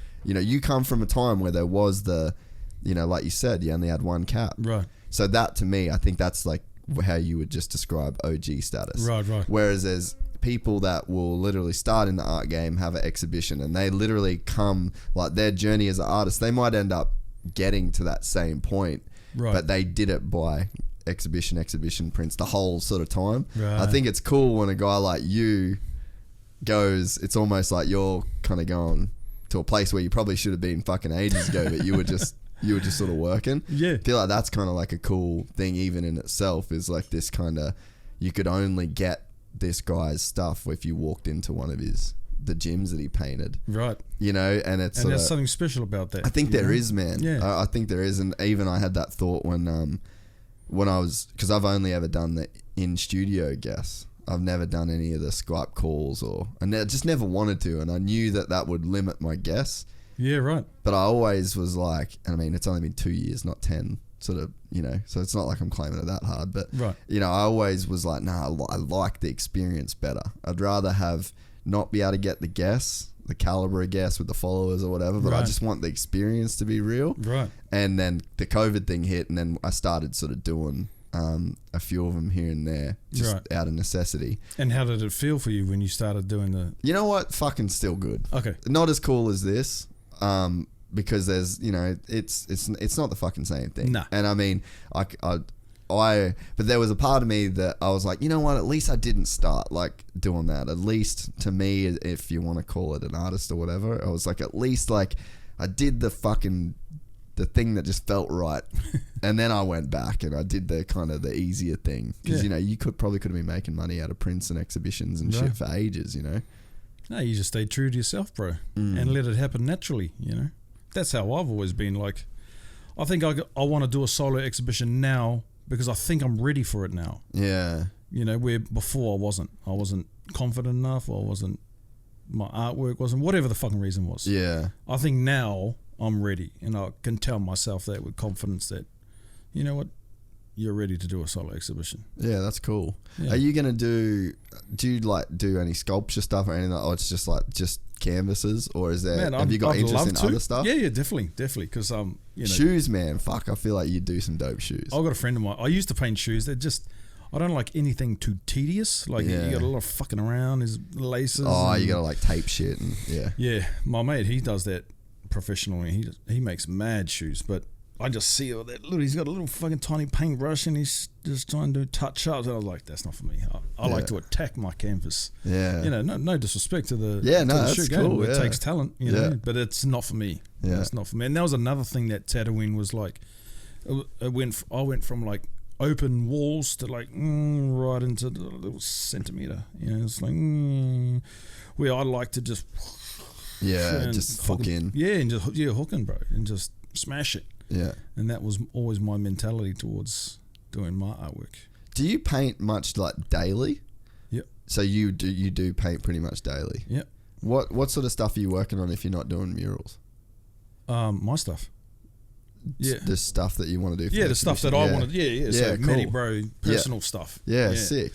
And then you slowly, because as soon as you stop doing commissions, right, you're turning away money. Yeah. You're pushing away money. So you got to have a balance there. You know, you still got to do commission work, but eventually I want to reverse that. Could you pretty much do commission work like every day of the week if you wanted? Like you got enough work? Yeah.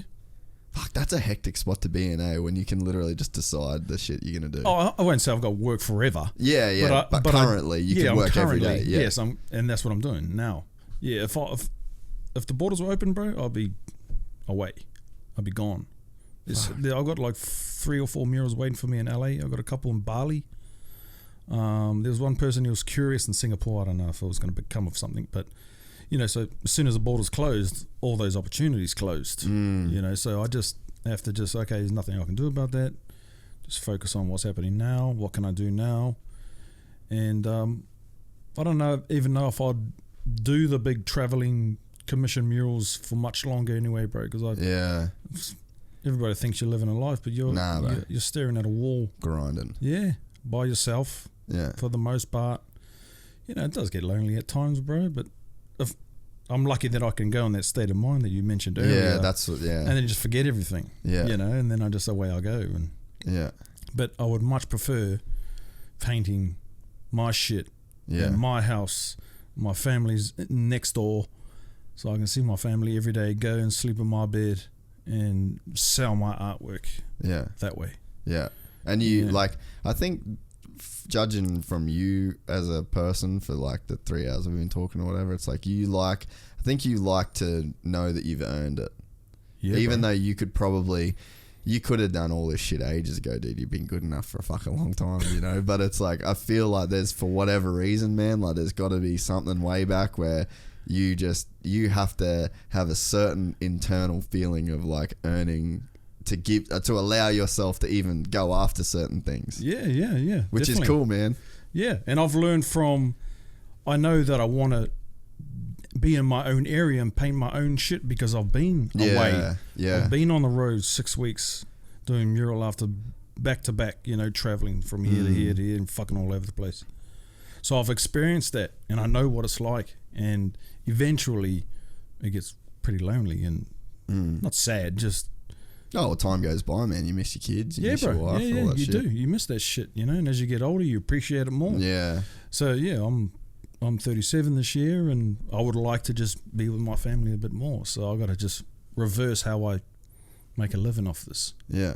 Well, dude, I really appreciate you coming in, man. It's fucking my pleasure, brother. It's been a really good chat, dude. I've really enjoyed hearing your story. And, man, like, to be a man at 37 sitting right there, you are feeding your family and prospering off a fucking dream, dude, that you... Appreciate it. Like, I bet there was a point when you were sitting at those fucking markets at 3 a.m. that you didn't think you'd be able to do the shit that you've been doing, Not in a million years, bro.